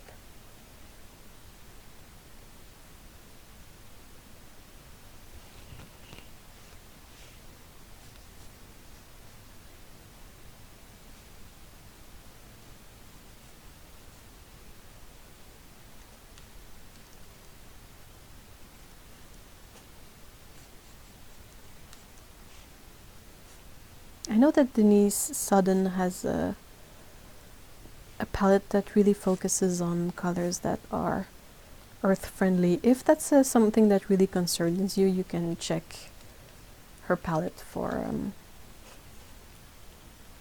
possibly a way to navigate this issue. It looks like a really nice palette.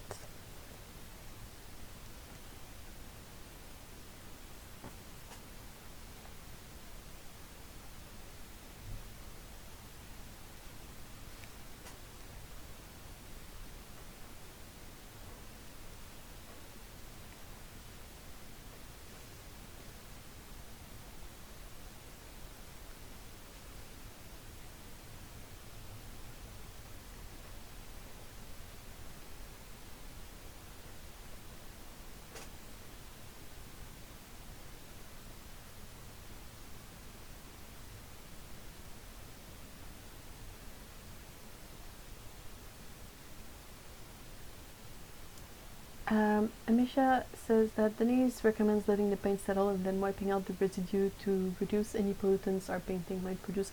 Thing is that what do you do with the residues? You put them in the garbage, so I don't really see how... Perhaps it really depends on where your wastewater ends up. Like for us in Montreal, I think it ends up in filtration plants. If they toss it down a river, then perhaps that's a bit more concerning, but you're still going to be stuck with waste or pollutants no matter what.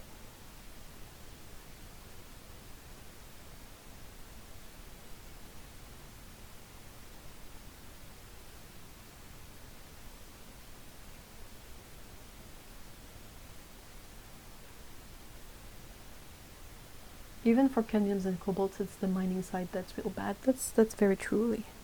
And also for cobalts, I think the major impact of the bad practices in mining cobalt affects technology products more than painting.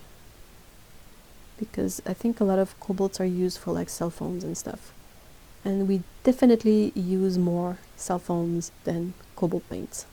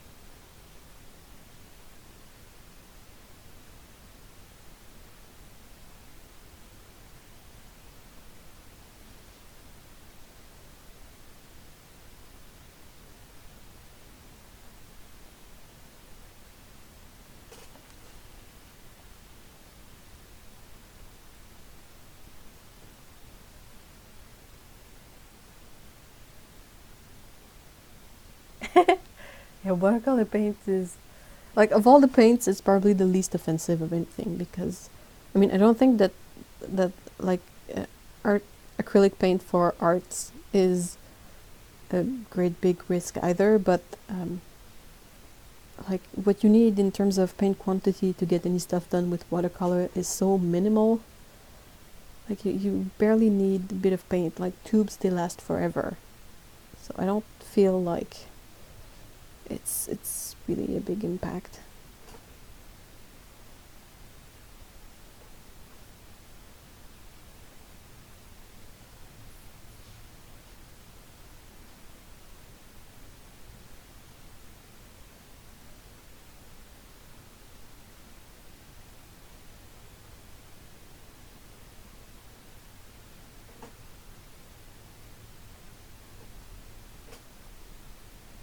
It's a bit like I think it has some of the same repercussions, or I don't know.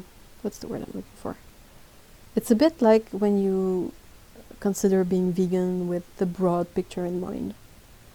Like it's really unrealistic to expect people to stop eating meat as a whole. That's not gonna happen ever unless something really bad happens with meat in general, like toxicity, something, or disease or whatever. But like if you are to eat meat, perhaps it's worth it to see what kind of what could be considered a good purchase rather than something, just anything, just any meat. Like, is there a way that you can still make a difference by purchasing a certain brand rather than another? To me, that feels like a better indication of the impact you can have if you still want to make a difference but not necessarily go vegan. Like people, a lot of vegan people are super preachy and super black or white about this stuff, but I don't think it's realistic to expect everyone to commit to that kind of idea.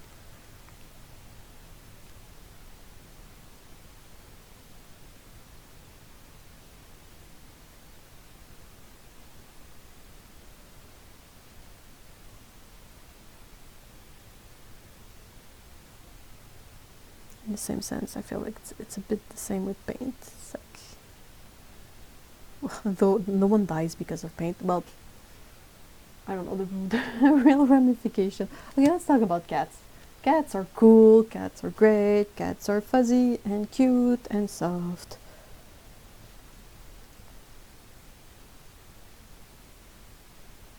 Yeah.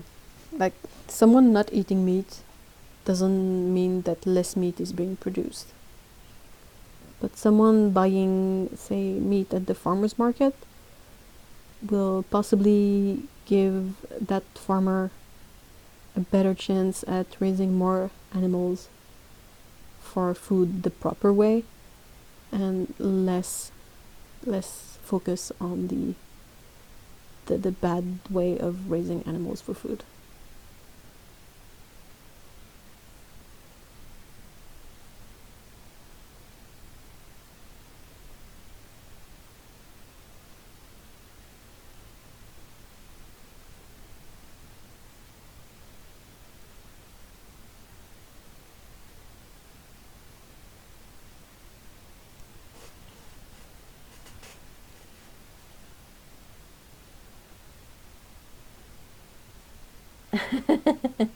Yeah, Lee puts it the good way. He says, even on the scale of my personal impact, I could use cobalt paint every day and it would be a barely measurable fraction of my impact. Amisha says, the trip in the car to get the art supplies does more damage than watercolors. That's for sure.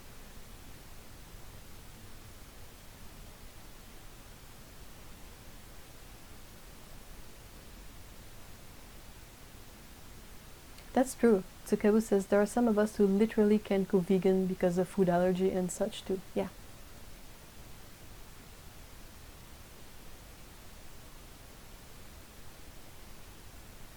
Yeah, it's just like, it's not like one or the other. It's like if you want to have kind of an impact on that kind of stuff.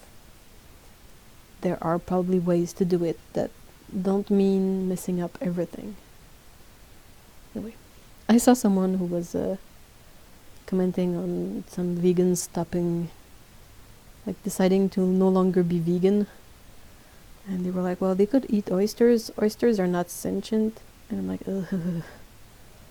Yeah, I guess that if the reason why someone is vegan is because you really can't abide the treatment and the killing of animals for food, then possibly oysters are a good choice, but yeah, I don't know.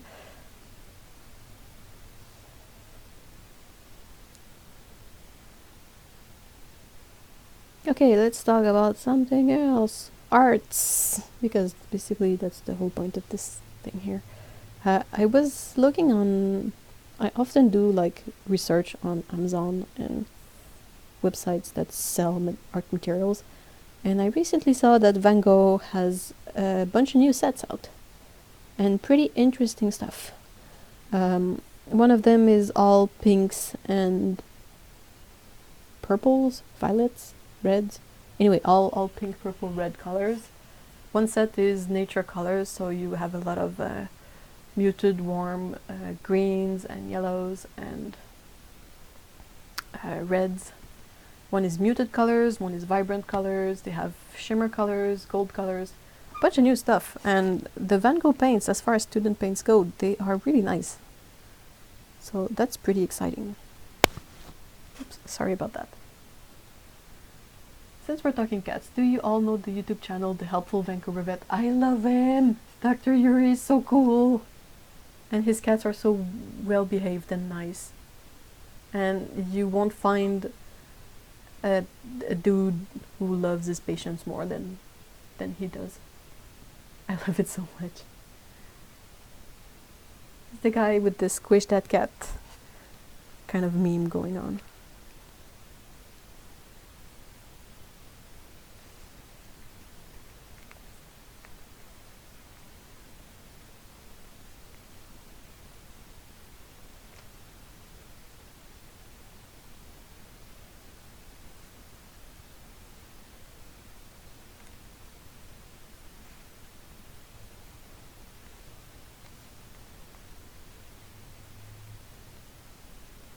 Oh yeah, there will be more Van Gogh reviews coming soon. Stay tuned for that.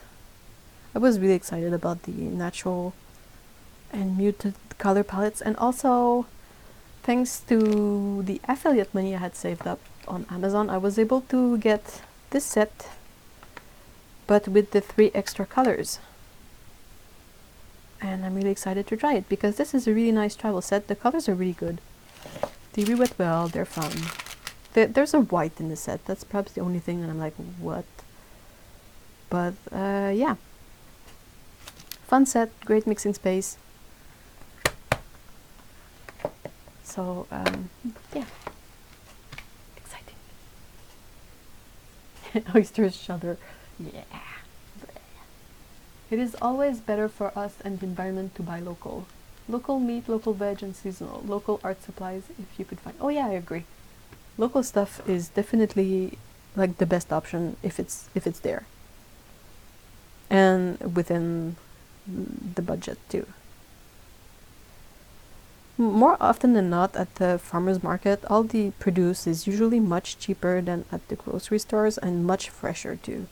Meat is often more expensive, well, at least in the farmers market here. But like produce is usually like really fresh, really nice, and really affordable. I love when it's corn season because you can buy like a baker's dozen of corn on the cob for like $4. That's pretty cool, and it's super tasty too.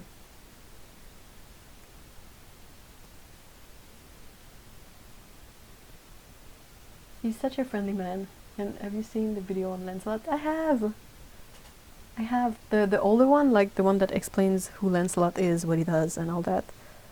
It's like the Lancelot is one of the cats that is featured in Dr. Yuri's videos, and he's there vet clinic cat, and he often doubles up as a blood donor for cats too. Oh no, it's not a sleeping rabbit, it's a rock. Oops. It's just it's kind of a quick sketch. There you go, a quick sketch.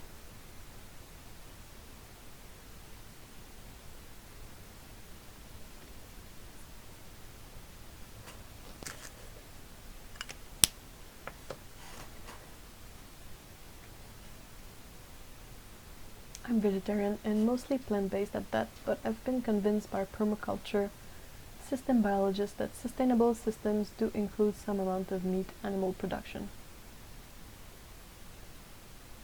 I agree. Much lower meat consumption overall than most developed countries for sure. Oh yeah, if you think about it, there's like 21 meals in a week. If you consider that every day has breakfast, lunch, and dinner. And like, some people eat animal products for every single one of these meals, which to me is kind of stunning. Like even before I was vegan for a bit, I would not eat like 21 animal products in a week. Perhaps once per day, you know. So yeah, it's really weird to think that it's so present.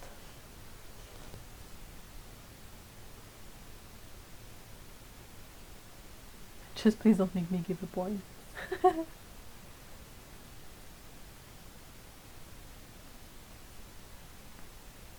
It sucks that Van Gogh has a better little palette than Daniel Smith. Oh, they really should be embarrassed. Their palette is like an excuse. It's like last minute, let's make a box that the pants fits in and ship it out. Let's not even like test it.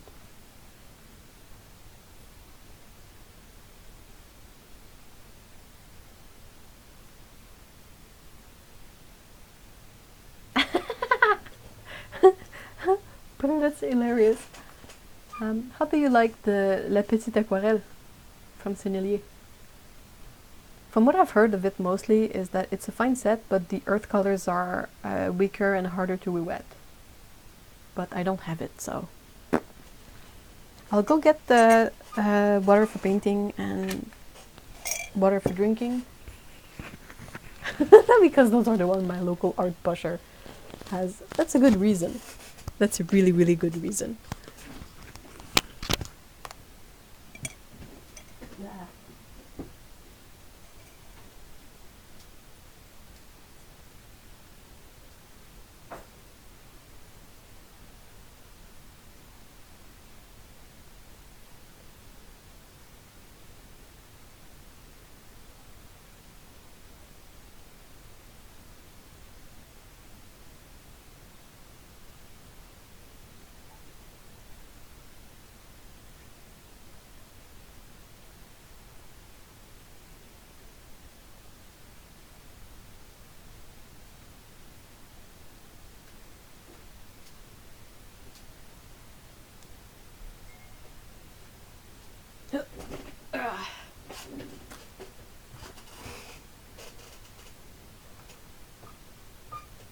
Oh, okay.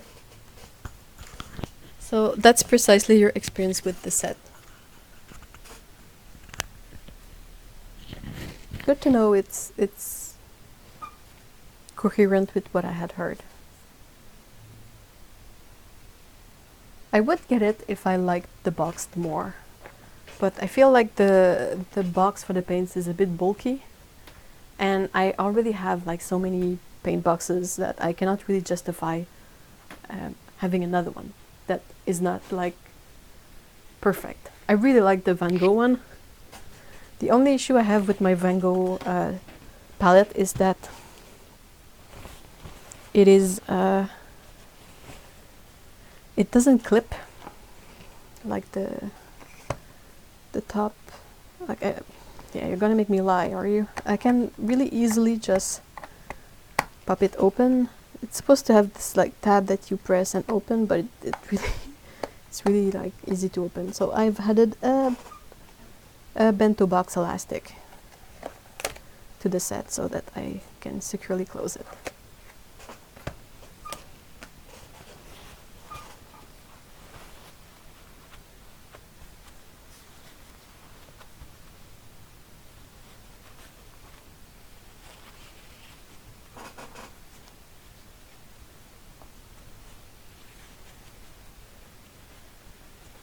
Daniel Smith should really rethink their boxes. I love that they have half pens now, I just wish they could be sold individually.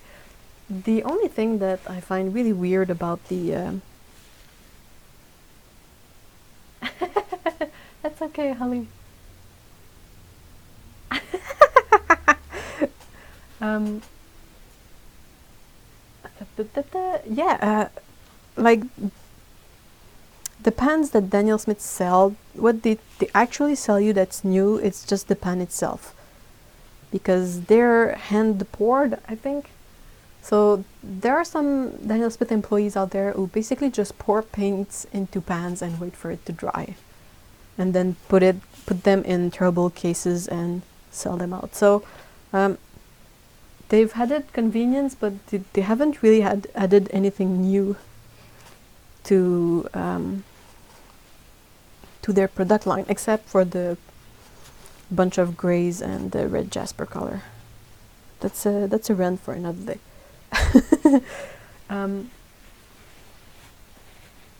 The reason I got it was really cheap because it was the last one. That's a really good reason to get a paint set, I gotta say. Like, if it was really, really cheap, perhaps I would end up getting it just so I could review it.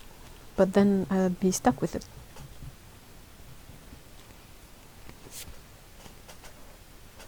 Hi, Anastasia. Okay, let's hope nothing smudges too badly.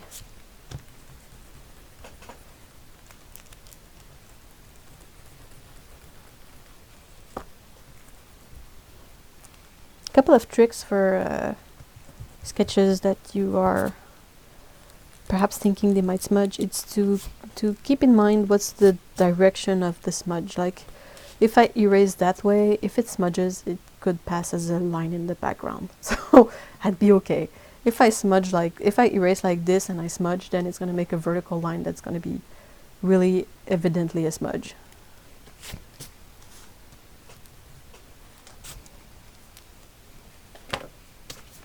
Daniel Smith probably got tired of the people on eBay selling Daniel Smith pens. That's not gonna stop them though. Like I know there's one lady on Etsy that is in Australia, but if the pens are being resold by Chinese resellers on eBay, that's not gonna stop them. You can't stop it. You really can't stop the Chinese counterfeiters or resellers or whatever. Alright, let's use this little Van Gogh set just for fun. Yeah.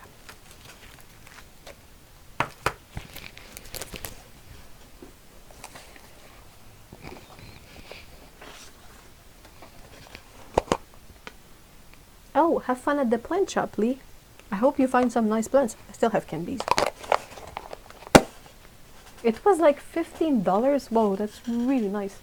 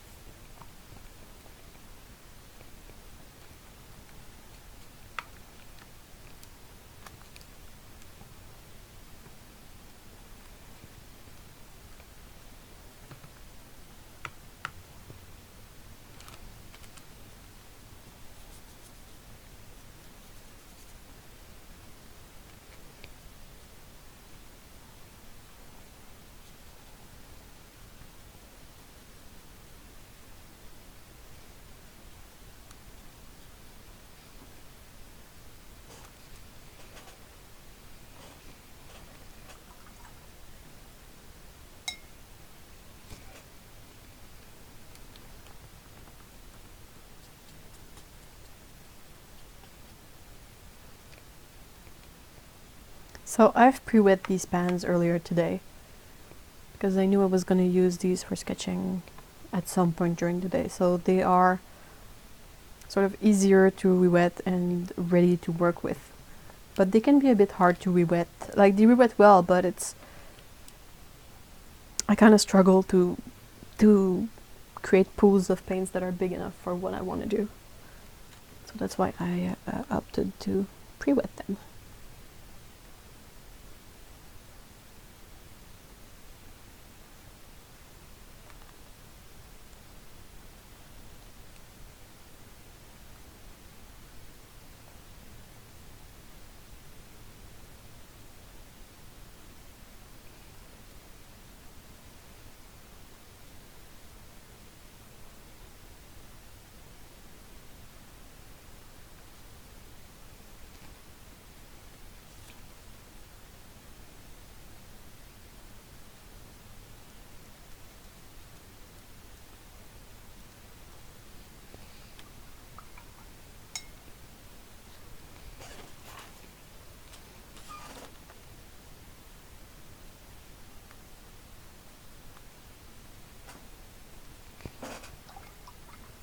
Question, have you ever had the Pentel ink brush crack on you? Like the black surface you painted got small cracks in it? Nope. Not on watercolor paper. Perhaps it depends on the paper, the surface you used them. Because I can see how that would happen. Because it's not an ink that absorbs really well into the paper. So if you use it on like Yupo or something like that, it will probably dry as you know, kind of a flat ink surface. Hi, Mikey. I also enjoy Van Gogh's Indigo. Yeah, I'm really looking forward to trying out the new sets they have. I'm a sucker for sets that have like a different purpose to them than just being the regular 12 colors. Like this one. Well, this one is not so bad because it still has Payne's gray instead of black. But you know, this basic like 2 yellows, 2 red, 2 blues, 2 greens, 2 earth colors, black and white. Like you have one, you have them all. But yeah, I'm really excited to try like the nature sets and the muted colors, because I like that it makes you think differently and it gives you a different challenge, a different problem to solve in a way. I love solving problems, that's my jam. That's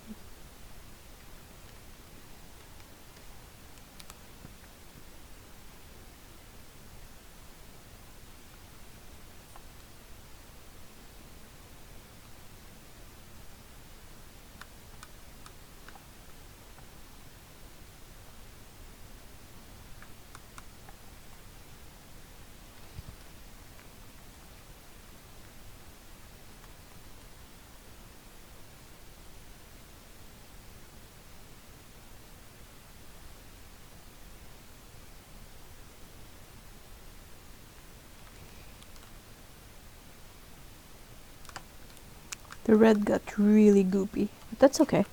It's just weird.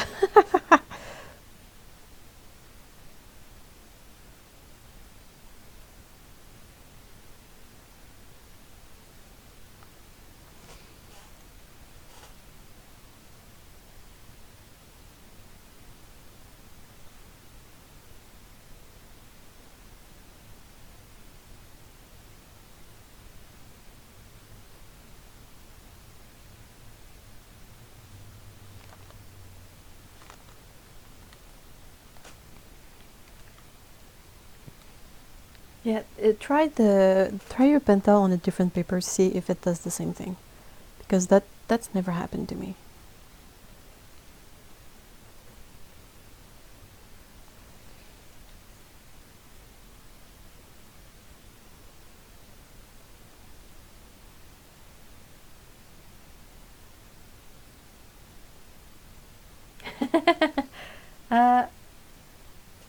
My idea was, oh, thank you, Kaleo. Cleo? Yeah, Kilio, what am I doing? I'm sorry.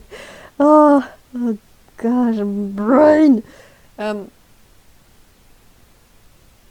my idea with the adventure cat was that I would just create a bunch of picture uh, with the cat in them, either inspired by backgrounds that I loved, or references or ideas or whatever, and just present them as is, so that people can sort of create their own story for him, or even her if they want to. Like, it was never my intention to make it a really defined thing.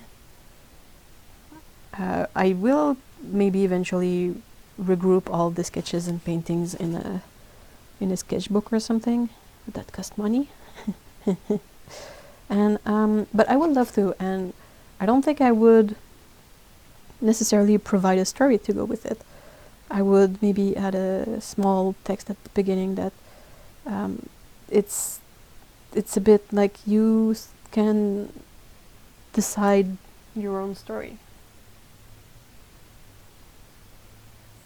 Clearly, I'm sorry. I don't know why my brain did not like compute it properly.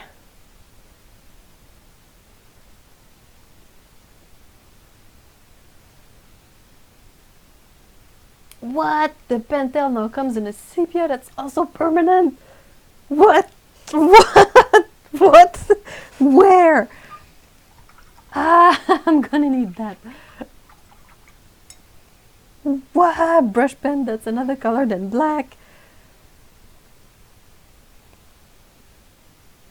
I found Meow Meow Kapal's old Dice Roll Color Challenge video the other day. I think I need to do that more too. I've done it once. Do you all have any more fun approaches to painting that you use? Oh, limited palettes. Like, you decide on very weird primary colors, and you decide to try and get inspired by the mixes of it to create a painting. Yeah, that's the kind of news that breaks me. Art supplies.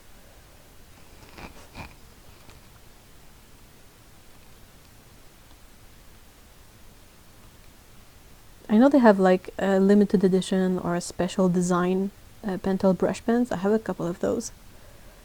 But I didn't know they had a sepia in the work. That's really cool. Especially if it's the same kind of waterproof ink that the black one has.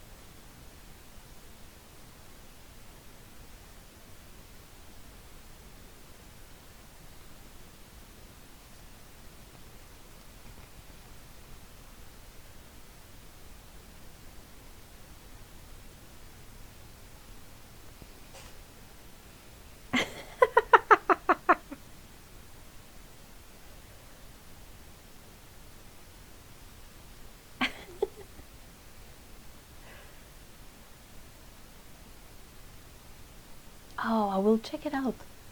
I saw that wet paint had like different bodies, like new models for the look of it, but I did not realize it was new ink colors as well.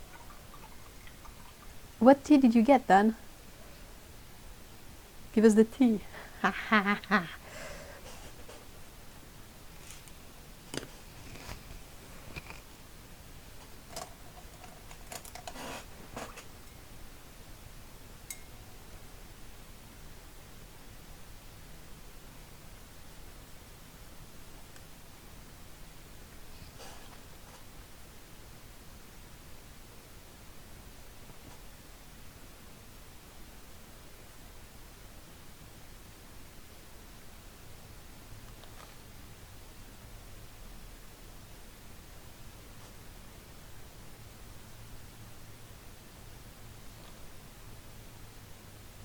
I love wet paints, but it's really expensive to order from them.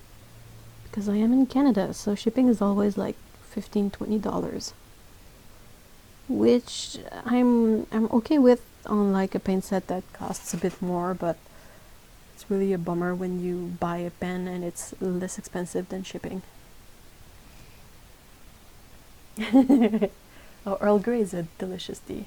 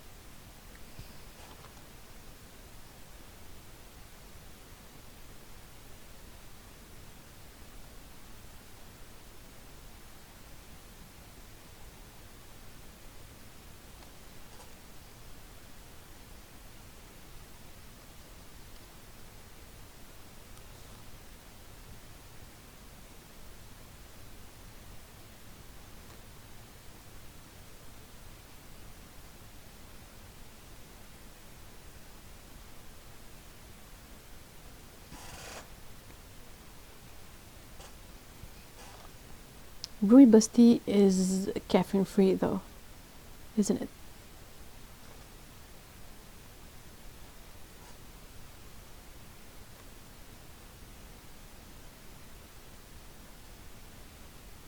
Do you still get the one from Pecco's tea shop?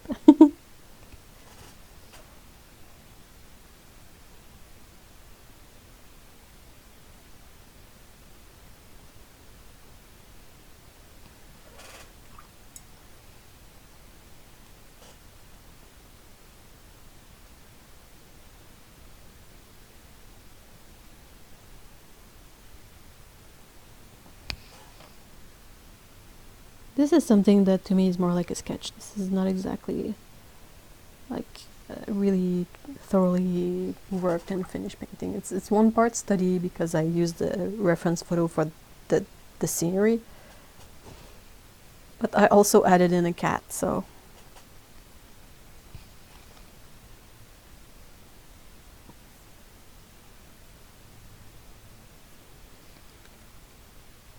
Hey Bartolo, hi.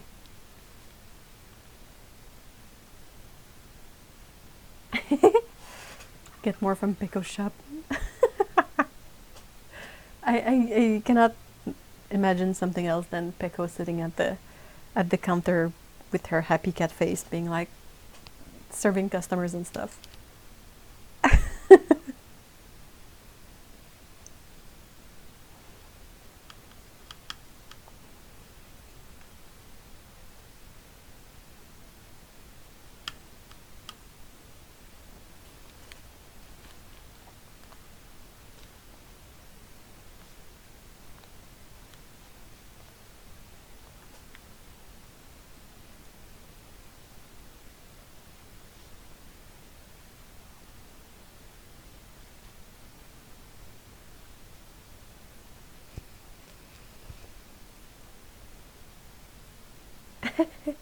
Oh, thank you so much, Cleo.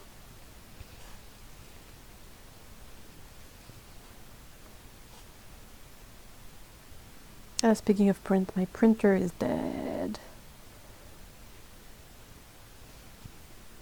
It just won't print properly anymore. So I think we will have to buy another one.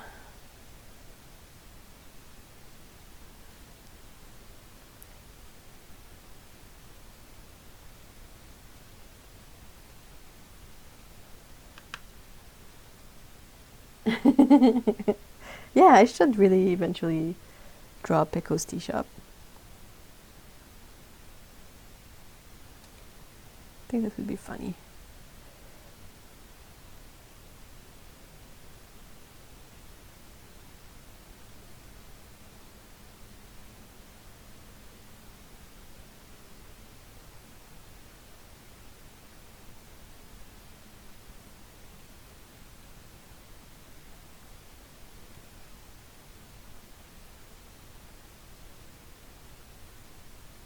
Oh, you guys are way too kind about this little sketch.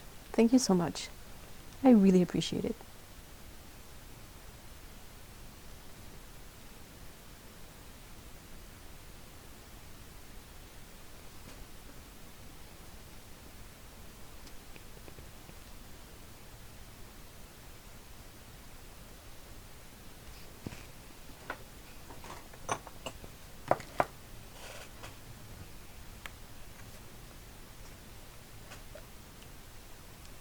Oops.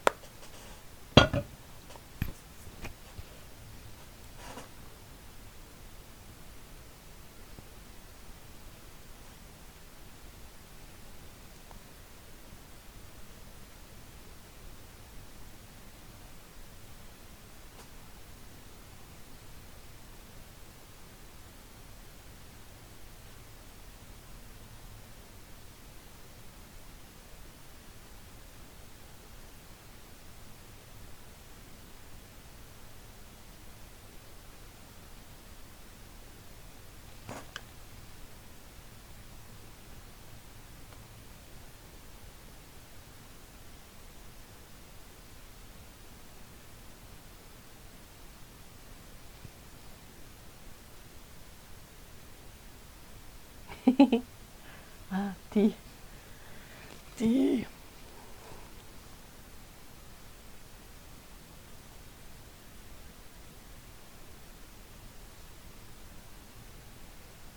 Do you guys prefer decaf, green, black, rooibos? Which is your favorite tea in the chat?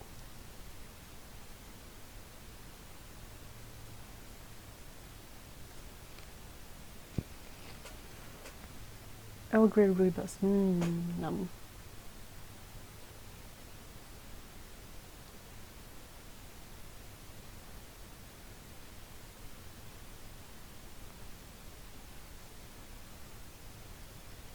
A good rooibos is really tasty, and the bad ones are really, really bad.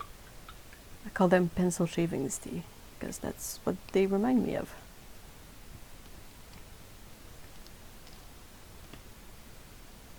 There's a mountain tea that I really, really enjoy. It's an herbal tea, and it has a weird mix of stuff in there. It has like cinnamon, it has mint, it has chamomile, it has other herbs in there, and it's really, really tasty.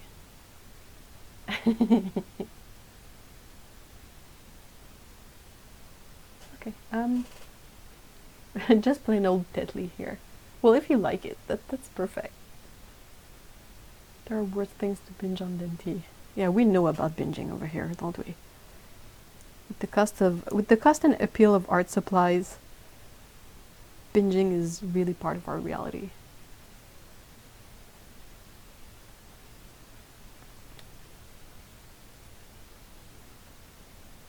Black orange spice tea. Caffeine-free orange citrus tea. Oh wow. Black and black with herbal and spice add-ons. Oh, yummy. Yummy. Yes, yes, yes. Tummy upsets. I love rose hip hibiscus tea. Currently addicted to chai latte. Chai is like a top tea. If you guys are curious about the, hold on, is there a way that I can? The brand that I had gotten a bit of that mountain tea when I was in Switzerland, and I was like, wow, this is good, but I really have this, finite quantity of it, and I don't want to use it all up. But then Otto, like we were talking tea with Otto, and she mentioned Ronnefeld tea. So that's RONNEFELDT, I think. And they have their mountain herbs chai, whatever. Their mountain herbs herbal tea is sort of exactly like the Switzerland tea I had bought. And I can order the Ronnefeld tea from a website that I think it's called a cup of tea.co.uk. It's a UK site, but they ship to Canada. And it's really delicious. I have to wait for paint to dry, so let me go grab some tea.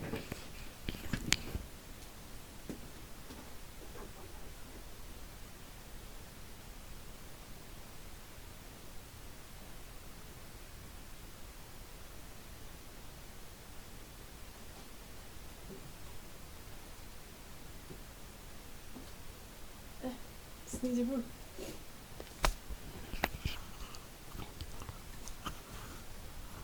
Oh, I'm covered in cat hair. Good grief. Okay. I am not fond of lemon tea either. I don't really like warm lemon drinks. Just, I don't know. It's just weird. I like any tea but jasmine. Huh. Normally I like just a straight up black clipper with milk. Oh wow. Buka tea with echinacea. Echinacea. Words! Black but no bergamot, so no Earl Grey. Wow, this is going up so fast. Coffee since I was like a preteen. Oh wow. Homemade chai tea. How about the cat tea shop? Call it pretty. I have to make one that is Pecco's tea shop because there's an actual Pecco's tea shop and my cat is named Pecco. Like orange Pecco. Okay, so that's the mountain tea. The sticker is in German, I think, as far as I can tell. And it has, hold on, translation says, organic herbal infusion. The herbs for this organic herbal infusions are growing in the remote mountains of Austria. The high altitude gives them their intense yet delicate taste. Whatever. It has lemon balm, anise, coriander, thyme, plantain, apple mint, yarrow, marigold flower. Really? Is that the... Did I get the right thing? But it really smells... Well, I guess the apple mint would be the minty one. The anise could be the spicy feeling in there. I don't know, maybe I'm talking from my hat again. But it's really good. It is really good.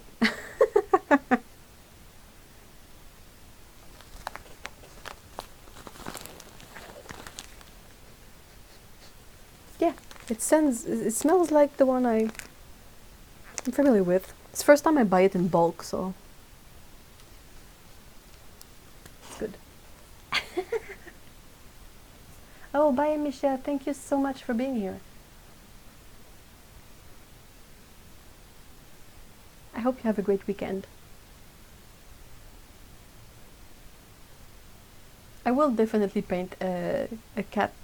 I painted the cat cafe, I will paint the cat tea shop.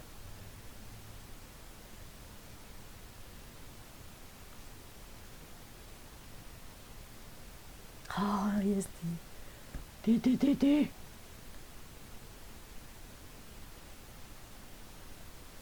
Otherwise, I really like to make sort of fresh herbal drink from ginger, cinnamon, and mint.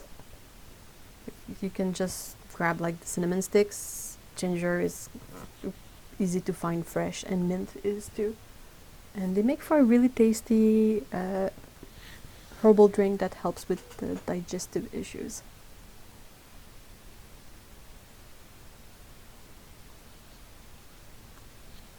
Perfectly delicious. Aww.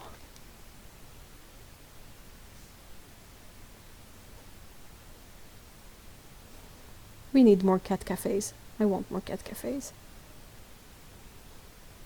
But, well, my home is basically my own personal cat cafe, but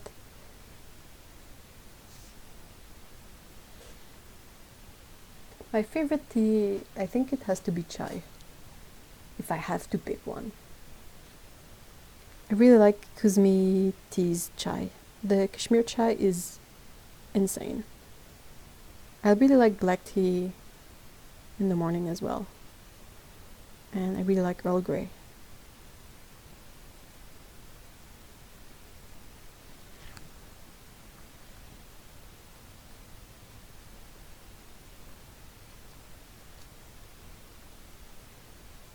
This is white gouache.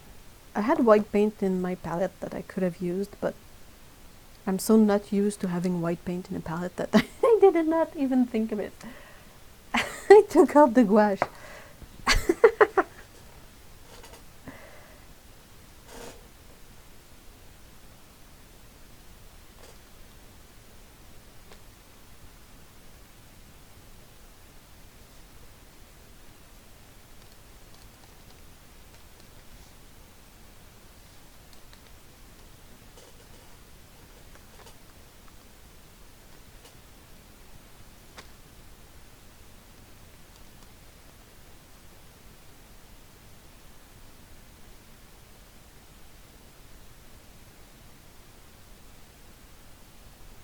Oh no, Heather! Oh, bruiser. I hope it's not a bad bruiser bite, because that guy that guy has earned his nickname. Well, his name actually.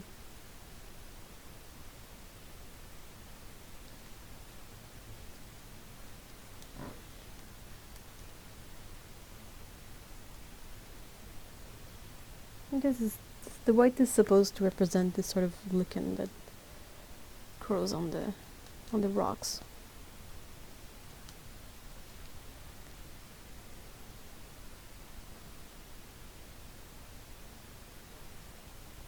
I have a friend who has a herbal garden. In the summer when I visit her, she will just go outside and pluck a handful of herbs and then steep them. Oh, that sounds amazing. You cannot have more fresh than that.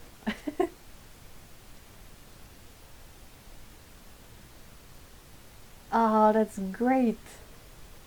Takabu says my area has just announced plans for the first cat cafe in town. Best part, they will be working with the local no-kill shelters to adopt out the cats there. So have a cuppa and maybe adopt too. Yes.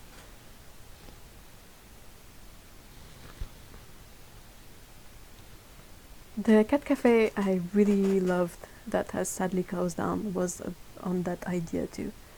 They would always have different cats except for one, and the idea was that you could adopt the cats. I feel like I put white paint and as it dried it's all gone. That happens with... Here, let's try this. Ooh, I definitely pre-wet that one.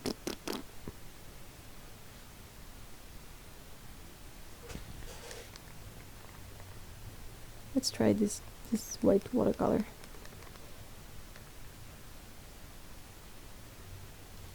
It is goopy when it is softened, and there's a cat hair in there. White watercolor always looks gross in a palette because it's sort of... The moment it has been used for mixes, it gets all grungy.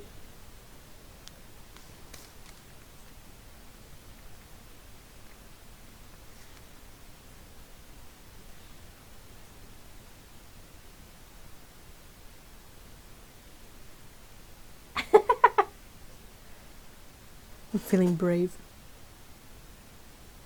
I'm just so annoyed about this color that is like mostly useless, yet present in so many palettes. I'm really trying to like find ways to use it, like create pastel colors in my paintings when I find a reason for it and whatnot, but like it dries fairly transparent, so what's... What am I supposed to do with that? Where's my white gouache? Gouache! Hey! The only tube I have around is genuine Quin Gold. Not very useful right now, but... Oh, there it is. Up. Ow, ow, ow. A problem rabbit. How do you end up with a problem rabbit? What makes it problematic? White gouache. Oh, that sounds awesome, Anastasia. Mint, lemon balm, thyme, oregano, black currant leaves for tea. Yes, yes, yes. I've never had thyme or oregano in tea, but I know that the other two are really delicious. Oh, thank you so much for being here, Patricia. I hope you have a great weekend. I'm not gonna be long anyway. I think this is just me noodling around with the sketch. I started a bit late. What is that? This is goopy. This is not fun. This is not... Go away.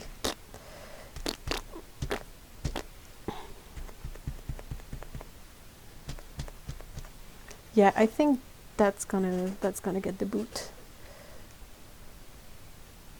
I mean, it would be more useful to have an empty pan with white gouache in there. That would be more useful. Instead of this goopy transparent white. Transparent white! Why does it exist? Why? I mean, it's watercolor. You want it transparent, just add more water. What? My brain.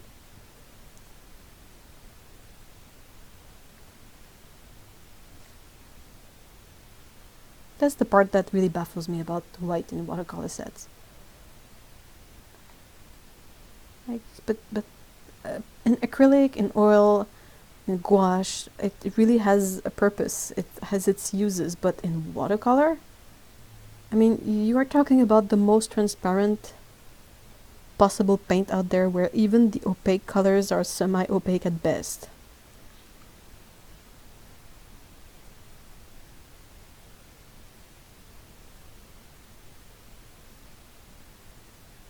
Triggered, yeah, I'm really triggered over white paint.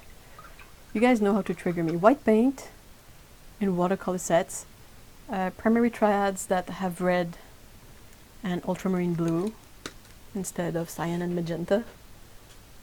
And yeah, those are good ones. That's a start. I always leave the white gouache in this plate here and I let it dry, and whenever I need more white gouache I just add a bit of water. I had to add gouache because this was getting too diluted to do anything good, but it's really useful to have this kind of ready a small amount of gouache, not too much because it can crackle and fly around. Like if you bump this, it's gonna create a mess of dry paint, but to have this in a ceramic dish, it's usually really handy to have nearby. I'm probably gonna put like the camera cord in it dry.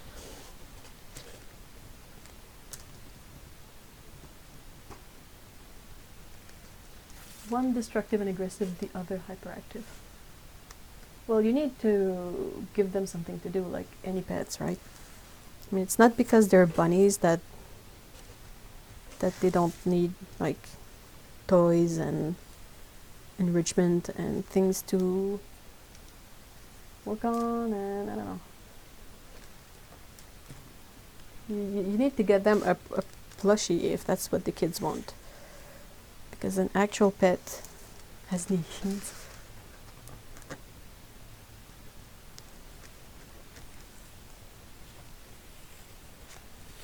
There.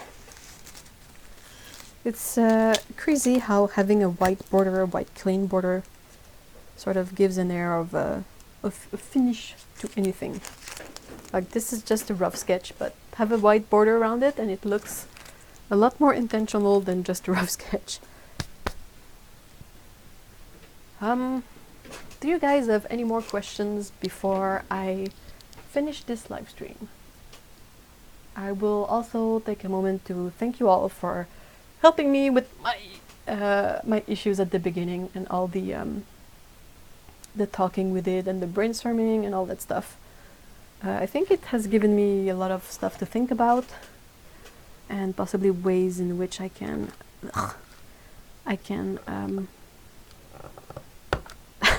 start working around my issues to fix things.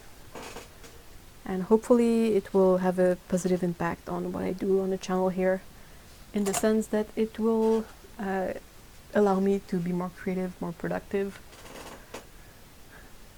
which is not something that I enjoy. When I don't post videos, it's not because I don't enjoy not posting the videos. I prefer to have content to share and to get stuff done, but it's, yeah.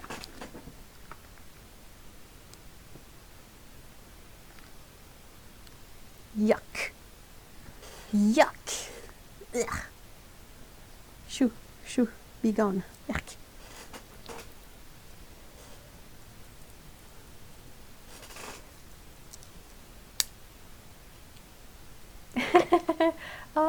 Prue, that's so awesome. I love that you just, you know, took the bunnies for what they are and gave them. Oh, Malvina, that's so cute. Malvina is saying that she has recently discovered that Zygmunt, the magpie, loves dog toys, that he enjoys fighting with them until he is totally tired. That's so cute. Corvids are so clever.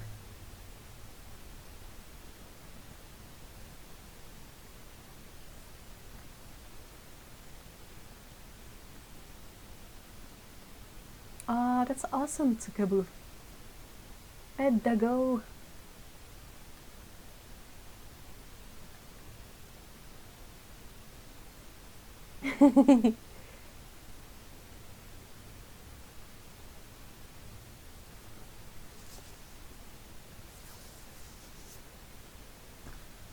Well, I guess that's it then.